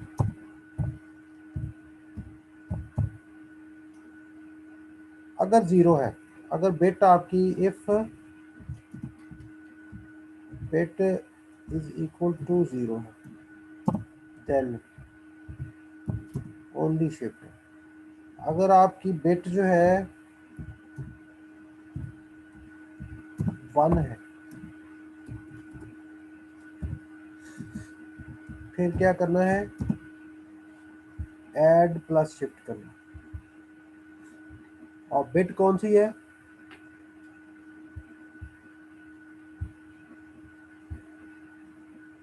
मल्टीप्लायर की आपने देख ली। अब इसमें देखें कि आपकी जो बिट है, ये पहले आपने इसको देखना है, फिर आपने इसको देखना है, फिर आपने इसको देखना है, फिर आपने इसको देखना है। 4 बिट से 4 साइकिल ये प्रोसेस चल रहा है, तो ये मल्टीप्लाई हो जाना। इस पूरे प्रोसेस में देखें कि ऐड हो रहा है, शिफ्ट हो रहा है।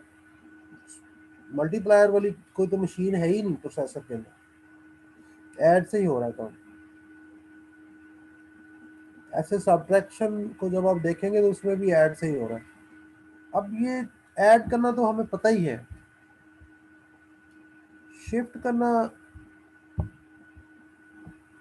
देख लेते हैं। ये देखें, ये जो है, ये तो आपके डेटा स्ट्रक्चर में इधर उधर भी क्वेश्चंस आते रहते हैं।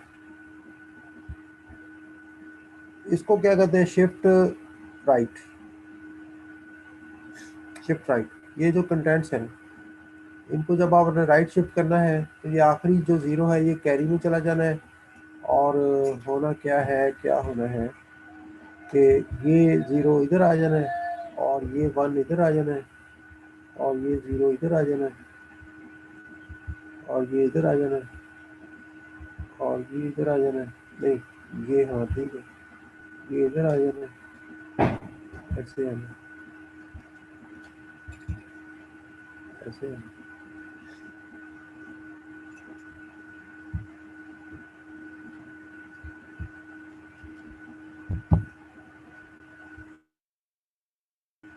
जब शिफ्ट लेफ्ट करना है तो ये सारी चीज़ें एक एक स्टेप लेफ्ट को हो जानी है। जो आखिरी है बिट वो कैरी फ्लैग में चला जाना है, और जो पहले वाले में बाहर से आना है तो वो 0 आना है। जो नई बिट ऐड होनी है वो इसमें शिफ्ट राइट में भी 0 है ये, और शिफ्ट लेफ्ट में भी 0 है। ये एक शिफ्ट लेफ्ट है और एक शिफ्ट राइट है। एक है अरिथमेटिक राइट शिफ्ट है। अरिथमेटिक राइट शिफ्ट में होता है कि वो साइन उसका चेंज नहीं होना। सो दिस, ये जो वैल्यू लिखी हुई है ये माइनस है बेसिकली। तो जो लास्ट बिट है ना, ये 1 ने जब आगे शिफ्ट हो ना तो ये जो खाली जगह बचनी है उसको 1 ने रिप्लेस करना है अरिथमेटिक शिफ्ट में।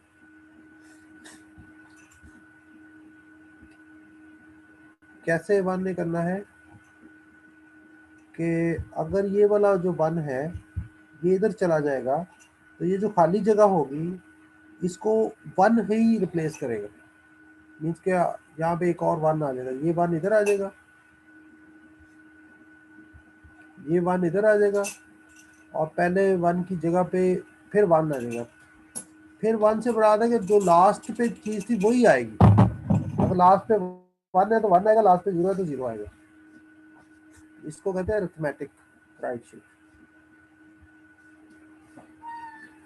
ये रोटेट है। रोटेट में क्या होता है कि जी रोटेट राइट, कि ऐसे चीजें रोटेट होनी है कि जी ये 1 इधर आना है तो ये आखिरी जो 0 है ये पहले इधर ऐसे ऐसे रोटेट होगा।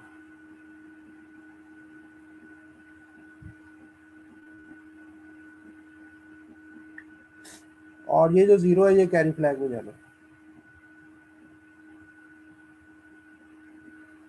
रोटेट लेफ्ट में ऐसे होना है और ये 1 जो है ना ये कैरी फ्लैग में जाना। ये रोटेट थ्रू कैरी है तो ये 0 कैरी में चला जाएगा और कैरी वाली जो चीज है ना कैरी फ्लैग बीच में आ जाएगा, रोटेशन के बीच में आ जाएगा। बाकी सेम, ये रोटेशन कैरी के बीच में आ जाएगा। मल्टीप्लिकेशन, अब क्योंकि मल्टीप्लिकेशन में रोटेशन अपना शिफ्ट इन्वॉल्व है और एडिशन इन्वॉल्व है तो शिफ्ट शिफ्ट को एक्सप्लेन कर लिया है। अब ये यहाँ पे ये आ रहा है कि शिफ्ट कब होना है और ऐड कब होना है।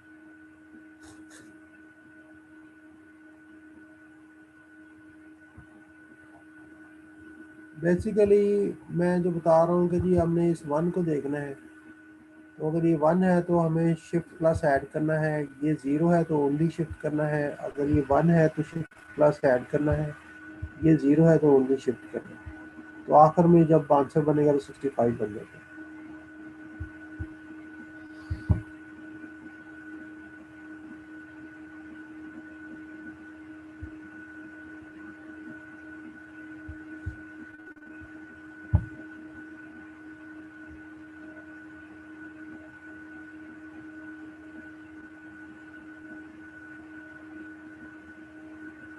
ये देखें, ये वैसे 13 और 5 को मल्टीप्लाई करना है तो वो ये असम्बली का प्रोग्राम ये कह रहा है कि जी आप शिफ्ट शिफ्ट करके मल्टीप्लिकेशन करें। वैसे तो असम्बली के अंदर तो इंस्ट्रक्शन है मल्टीप्लिकेशन की, आप वो इंस्ट्रक्शन लगाए मल्टीप्लिकेशन हो जाता है। लेकिन अगर कोई बंदा कहता है कि जी आपने मल्टीप्लिकेशन को यूज़ नहीं करना, आपने शिफ्ट और ऐड को यूज़ करना है, तो शिफ्ट और ऐड बाहर कर देगा यार नहीं कर दे साले मैं कॉल आया फोन कर देना आ जाएगा ला जाएगा जगह है कि सारे कुछ बैग होना मेरा बन गया। अच्छा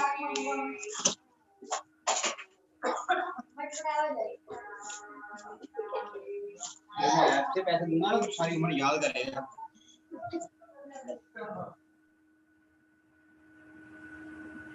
अच्छा जी,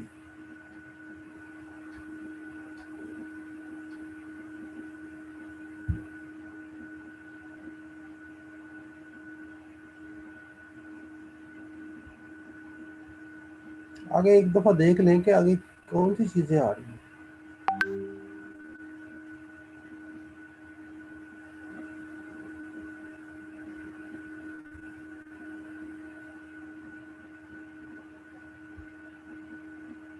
आप लोगों के पेपर कहते हैं 11 जनवरी से शुरू होने हैं।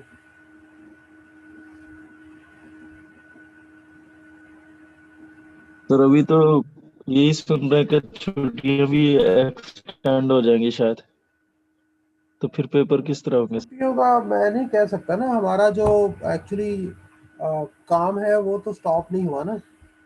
तो वो ये है कि जी आप ऑन कैंपस नहीं है, अब आप ऑफ कैंपस। तो हमारा सेमेस्टर भी स्टॉप नहीं हुआ कि जी छुट्टियां हो गई है तो हम छुट्टियों के बाद सेमेस्टर कंप्लीट करेंगे, इस तरह का तो कोई सीन नहीं है। हमारा तो ये है कि जी तो हम सिर्फ कैंपस होंगे ना सर? कैंपस से उठ के घर में बैठ गए हैं, तो पढ़ाई हमारी चल रही है, वैसे ही चल रही है, क्लास से वैसे ही हो रही है। अब ये मैंने बताया कि जी 11 जनवरी को सोचा है कि जी पेपर शुरू कर लें, और पेपर भी ऐसे है कि कैंपस में बुला के बच्चों से पेपर लेने, और कैंपस में बुलाना है बारी बारी, कुछ इस तरह से कुछ सोचा है मैंने। जब तक नोटिफिकेशन नहीं आती वो फाइनल होगा ना नोटिफिकेशन। अच्छा, ये जो चैप्टर 4 है जिसमें ये इन्होंने बताया हुआ, ये आपने खुद से करना है, सिंपल सिंपल सी चीज़ें हैं, लॉजिक सी। तो अभी class, this is your class work है, अदरवाइज हमारी क्लास 12:30 तक चल रही है। तो अगर आप वो थके हैं और ओवरफ्लो हो रहा है तो फिर आप ये करेंगे, हम इसको दोबारा भी रिपीट कर लेंगे। लेकिन दिस इज ओनली, आप इसको कहते हैं टेंटेटिव न्यूज कह लें या कुछ और कह लें। सो क्लोज जाके university will see what the government is saying, कि जी गवर्नमेंट क्या कहती है, कि जी पेपर देने हैं नहीं देने हैं, देने हैं नहीं देने हैं, क्या कहती है, but the government is saying वो क्या कहती है। उस वक्त अगर उन्होंने कहा जी कैंपस में नहीं आना तो फिर भी पेपर आपके ऑनलाइन हो जाएंगे। अगर उन्होंने कहा जी कि नहीं आप बारी बारी बुला लें कैंपस में तो फिर आपको कैंपस में आना पड़ेगा, लेकिन पेपर तो होने हैं। हमारा जो जिसको कहते हैं कि टाइम लाइन है वो तो स्टॉप नहीं ना हो। छुट्टियां एक्सटेंड हो जाती हैं तो सेमेस्टर तो डिले में नहीं ना जा रहा, पेपर तो होने हैं।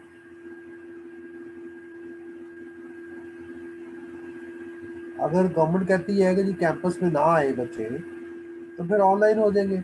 अगर उन्होंने कह दिया कि कैंपस में आ जाए तो आपको कैंपस में बुला लेंगे। लेकिन गवर्नमेंट ने कहा हुआ है कि आप बुला सकते हैं 30% स्टूडेंट्स को, तो हम एक एक सेमेस्टर करके बुला देंगे कि एक सेमेस्टर आ जाए, फिर अब दूसरा आ जाए, फिर तीसरा आ जाए, फिर चौथा आ जाए, फिर पांचवा आ जाए, और मिड और फाइनल इकट्ठे होंगे।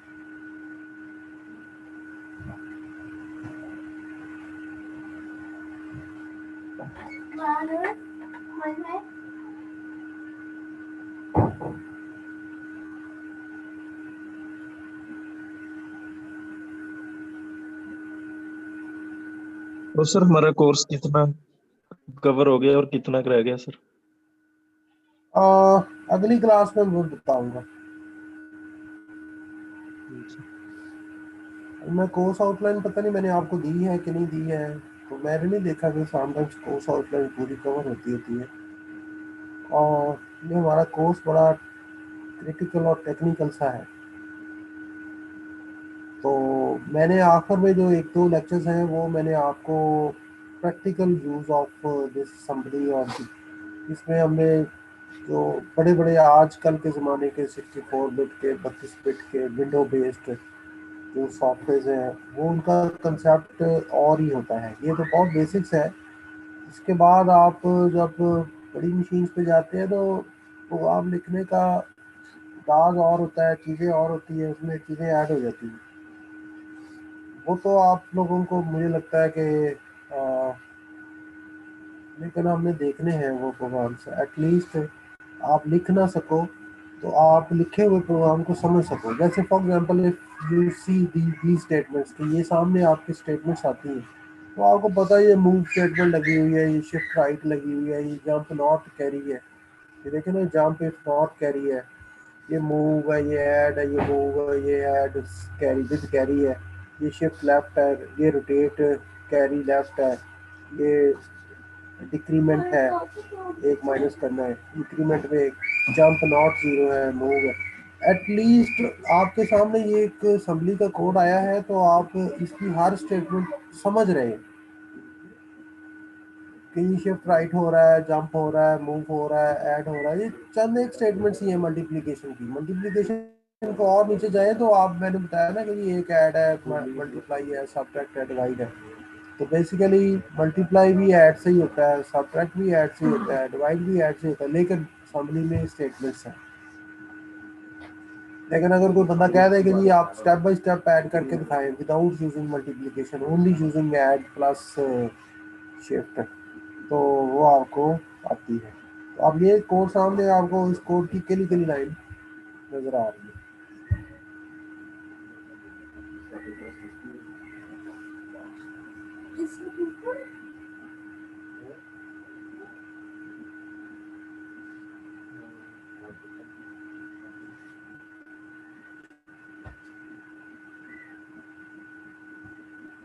अच्छा जी, कोई सवाल?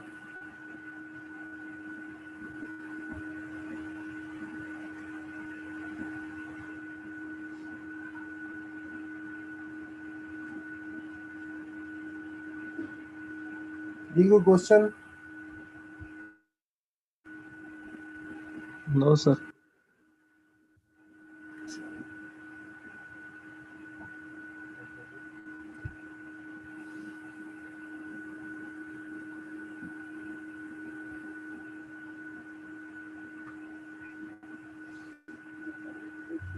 अच्छा, इसमें मैं आपको एक वो दिखाना चाह रहा हूँ कि chapter 7 computer organization and architecture, तो चैप्टर 7 ये बेसिकली इसमें ऐड शिफ्ट हो रहा है। देखिए ना यहाँ पे शिफ्ट राइट हो रहा है, ये देखिए शिफ्ट राइट हो रहा है 1 बिट हो रहा है ना जी, शिफ्ट राइट। तो होल्ड करें, मैं वो देखूँगी मेरी स्लाइड्स कितनी पड़ी हुई है।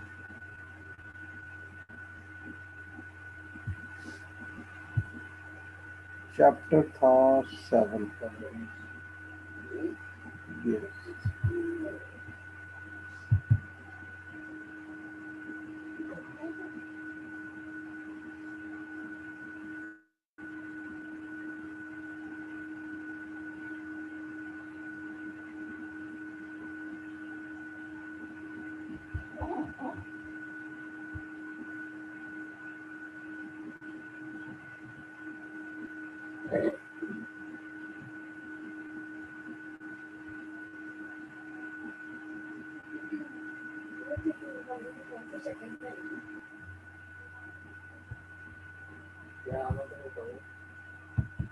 ग्यारह 13 की एग्जाम्पल है कि जी ये 11 है, 1011 11 है और ये 1101 13 है। इनको हम जब मल्टीप्लाई करते हैं तो एक ये मल्टीप्लिकेंड है। कौन सा है? ये ऊपर वाला मल्टीप्लिकेंड है और नीचे मल्टीप्लाई। तो हमने ये मल्टीप्लिकेंड लिख ली। क्यों लिखा? विल सी के जी पहली बिट क्या है? पहली बिट 1 है तो हमने ये मल्टीप्लिकेंड लिख लिया। दूसरी बिट 0 है तो हमने मल्टीप्लिकेंड नहीं लिखा, 0 लिख लिया। तीसरी बिट 1 है तो हमने क्या करना है? मल्टीप्लिकेंड ऐड करना है, ये मल्टीप्लिकेंड ऐड कर लिया। चौथी बिट फिर 1 है तो फिर हमने मल्टीप्लिकेंड लिख लिया और आखिर में इनको आपने प्लस कर लिया तो यू विल गेट 143, ये जो आंसर है।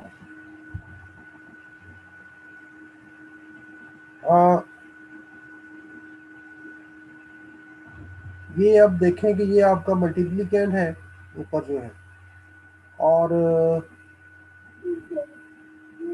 यहाँ पे आपका मल्टीप्लायर था इस क्यूब में, और ये आपने एक वेरिएबल बनाया जिसमें आंसर है। अब आपने ये पहली बिट जो मल्टीप्लिकेंड की है, मल्टीप्लायर की 1 है, वापस जाते हैं।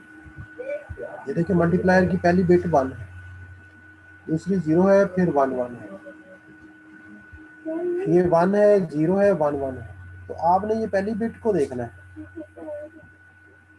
अगर ये पहली बिट 1 है तो हमने शिफ्ट भी करना है और ऐड भी करना है। वापस आए, ये देखें यहाँ पे चीजें शिफ्ट हो रही हैं। ये देखिए इधर को हो रही है, ये इधर को जा रही है, इधर को जा रही है, तो शिफ्ट हो रही है और मल्टीप्लिकेंड ऐड हो रहा है। अगर ये 1 है तो आप इसको मल्टीप्लिकेंड से मल्टीप्लाई करें तो ये मल्टीप्लिकेंड ही ऐड हो रहा है ना, तो शिफ्ट हो रहा है और ऐड हो रहा है। हमने ये 1 को देखना है, तो ये लॉजिक कहता है शिफ्ट भी करो और ऐड भी करो। तो ये ऊपर मल्टीप्लिकेंड है, इसको आपने इस ए में ऐड कर दिया और उसके बाद इसको आपने शिफ्ट कर दिया। किधर को शिफ्ट कर दिया? सारे फिगर्स को इधर को। जब आप इसको शिफ्ट करेंगे तो जो आपके ये जो 1 है ये बाहर निकल जाएगा और ये जो 0 है ये इधर आ जाएगा, और ये 1 जो है ना वो इधर आ जाएगा, और ये 1 इधर आ जाएगा, और ये 0 जो है ना वो इधर आ जाएगा, और ये 0 जो है वो इधर आ जाएगा। इस तरह से आप शिफ्ट इसको राइट कर देंगे। अब नेक्स्ट टाइम पे जब आप देखेंगे तो यू विल कंसिडर दिस 0, ये कि वो 0 आखिर पे आ गया। तो फिर आप यहाँ पे देखेंगे शिफ्ट एंड ऐड लॉजिक क्या कहता है कि क्योंकि ये 0 है तो ये कहेगा ओनली शिफ्ट। देखें ये फिर इसको कहता है शिफ्ट करो बस। दूसरी सूरत में कहता है कि ये ऐड करो पहले और फिर शिफ्ट करो। ओनली शिफ्ट में क्या होगा कि ये इधर को शिफ्ट करना है। शिफ्ट करने से फिर ये फिर 1 आ जाएगा, ये वाला 1 आ जाएगा, ये वाला। तो फिर इसकी बेस पे लॉजिक चलेगा, फिर आखिर में ये वाला 1 आ जाएगा, इसकी बेस पे लॉजिक चलेगा। तो लॉजिक में आप पहले शिफ्ट करते हैं और फिर ऐड।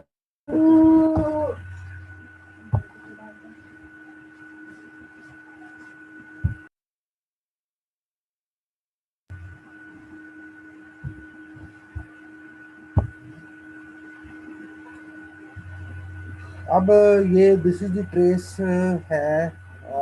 इस ट्रेस में देखें कि आपका ये आपने वैल्यूज प्लेस डाउन कर ली हैं एंड यू विल सी कि जी इसको देखेंगे आपने, ये Q0, ये आपका Q0। आपने इसको देखना है कि ये क्या है, ये 1 है। तो ये जो 1 है, अगर हम पिछली स्लाइड पे मैं जाऊँ तो ये देखें ये Q0 जो है ये 1 है। अगली स्लाइड पे जाए, ये जो 1 है इसकी बेस पे डिसाइड करना है कि जी हमने क्या करना है, ऐड करना है और शिफ्ट करना है। अगर ये 0 है तो फिर ओनली शिफ्ट। अब ये 1 है तो ऐड करना है, ऐड किसको करना है, मल्टीप्लायर को, मल्टीप्लिकेंट को। ये 1011 को ऐड करना। तो आपने ये ए था, इसमें ये 1011 ऐड किया, ये ऐसा इधर आ गया, और फिर आपने ये मल्टीप्लिकेंट वैसे ही लिखा हुआ है। अब आपने शिफ्ट करना है, शिफ्ट साइकिल चल रहा है। शिफ्ट साइकिल ये कहता है कि ये वाला जो है 0 ये इधर आ गया और ये 1 इधर आ गया और ये 1 इधर आ गया, ये 1 इधर आ गया, ये इधर आ गया और ये 0 जो है कैरी में से जो आया है वो इधर आ गया। Now this is the new picture. Add भी हो गया और शिफ्ट भी हो गया। ऐड क्या करना है, जब भी आपने ऐड करना है तो you have to add this multiplicand को ऐड करना है। अच्छा, अब क्या है कि now this is the new picture and now you will see this. ये इसको देखें, अब ये 0 है तो 0 का मतलब है ओनली शिफ्ट, ओनली शिफ्ट। तो फिर ऐसे ही जैसे हमने शिफ्ट किया था वो शिफ्ट हो गया। फिर आप इसको देखेंगे, 1 को देखेंगे, 1 कहता है ऐड प्लस शिफ्ट, तो ये नीचे ऐड हो गया फिर शिफ्ट हो गया। फिर आप इसको देखेंगे, ये कहता है ऐड प्लस शिफ्ट। तो 4 साइकिल आपने बनाने हैं। शुरू में देख लेना है कि what is size of Q0। Size Q0 का क्या है, ये Q0 का साइज 4 बिट है। तो 4 टाइम्स 4 साइकिल्स आपने चलाने हैं। 4 साइकिल के बाद स्टॉप कर देना है। जब आखिर में आप स्टॉप होंगे तो फिर आप यू विल सी कि जी व्हाट इज दिस, लास्ट पे क्या है, व्हाट इज दिस, ये क्या है, ये आपका आंसर 64 क्या है, 60, 1 2 3 4 5 6 7 8 4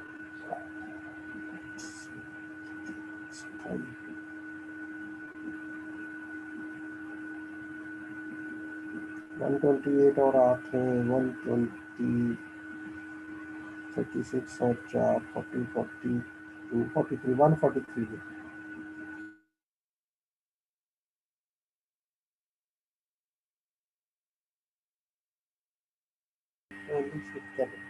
Now we want to check कि वो बिट है क्या। तो आप उस पे ऐड या और या एक्सक्लूसिव या नॉट ऑपरेशन परफॉर्म करेंगे और उस ऑपरेशन से फिर हमें पता चलेगा कि वो बिट क्या है। जैसे ये टेस्ट है, चेक द टेस्ट है, dx मल्टीप्लाई, तो ये राइट मोस्ट बिट टेस्ट होनी है। तो एक बिट 0 है, स्किप करना है, अगर बिट 0 नहीं है तो ये ऐड करके स्किप करना, जैसे स्वैप करके मूव करना।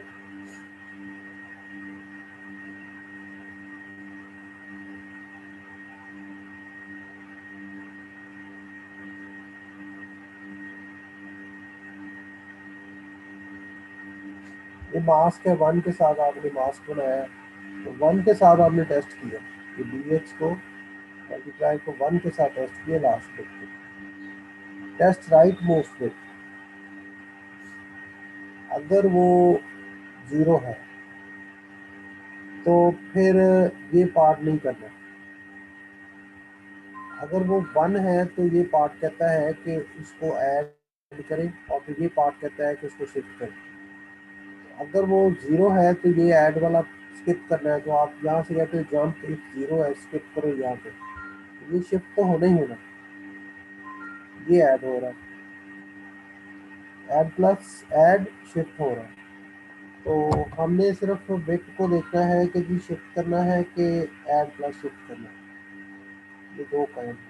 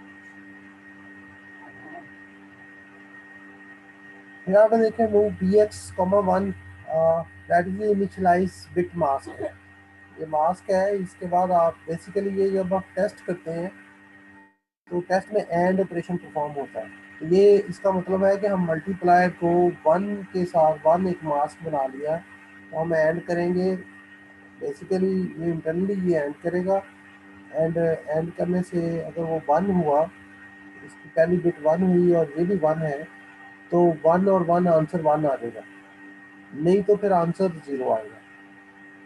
तो हमने लास्ट बिट को चेक करना है कि जी लास्ट बिट 1 है कि 0 है, तो हम एक मास्क बनाते हैं, मास्क हमने 1 का बनाया, 1 मीन्स के 1 इंटरनली क्या करेगा, दिस इज चेक बिट लगा हुआ, तो ये दोनों के दरमियान में एंड ऑपरेशन परफॉर्म करेगा, एंड योर आंसर इज 1, तो इट मीन्स के लास्ट बिट 1 है, अगर आपका आंसर 0 है तो लास्ट बिट 0 है, तो लास्ट बिट 0 का मतलब है कि आंसर 0 आ जाएगा, 0 आएगा तो 0 फ्लैग आपका 1 हो जाएगा। तो यहाँ पे है कि जंप इफ 0, जंप इफ 0 से मुराद है कि लास्ट बिट 0 है, लास्ट बिट 0 है, तो हमने क्या करना है कि हमने ऐड नहीं करना, हमने सिर्फ शिफ्ट करना है। तो दिस पोर्शन जो है ये शिफ्ट करता है, और ये जो पोर्शन है ये ऐड करता है। तो हमें क्या करना है कि हमने लास्ट बिट को देखना है, लास्ट बिट अगर 0 है तो हमें ओनली शिफ्ट है, अगर लास्ट बिट आपकी 1 है तो हमें ऐड प्लस शिफ्ट करना है। तो जब आपने ओनली शिफ्ट करना है तो you need only to skip jump if 0 skip, very simple program. अच्छा जी, थोड़ा सा और आगे जाके देख के आते हैं कि अगली आइटम्स हैं क्या। अगली आइटम्स ख़त्म हो गई हैं। ये एक्सरसाइज है, you have to complete this exercise yourself. फिर ये सब रूटीन्स आ रहे हैं, ये हम अगली दफ़ा कर लेंगे।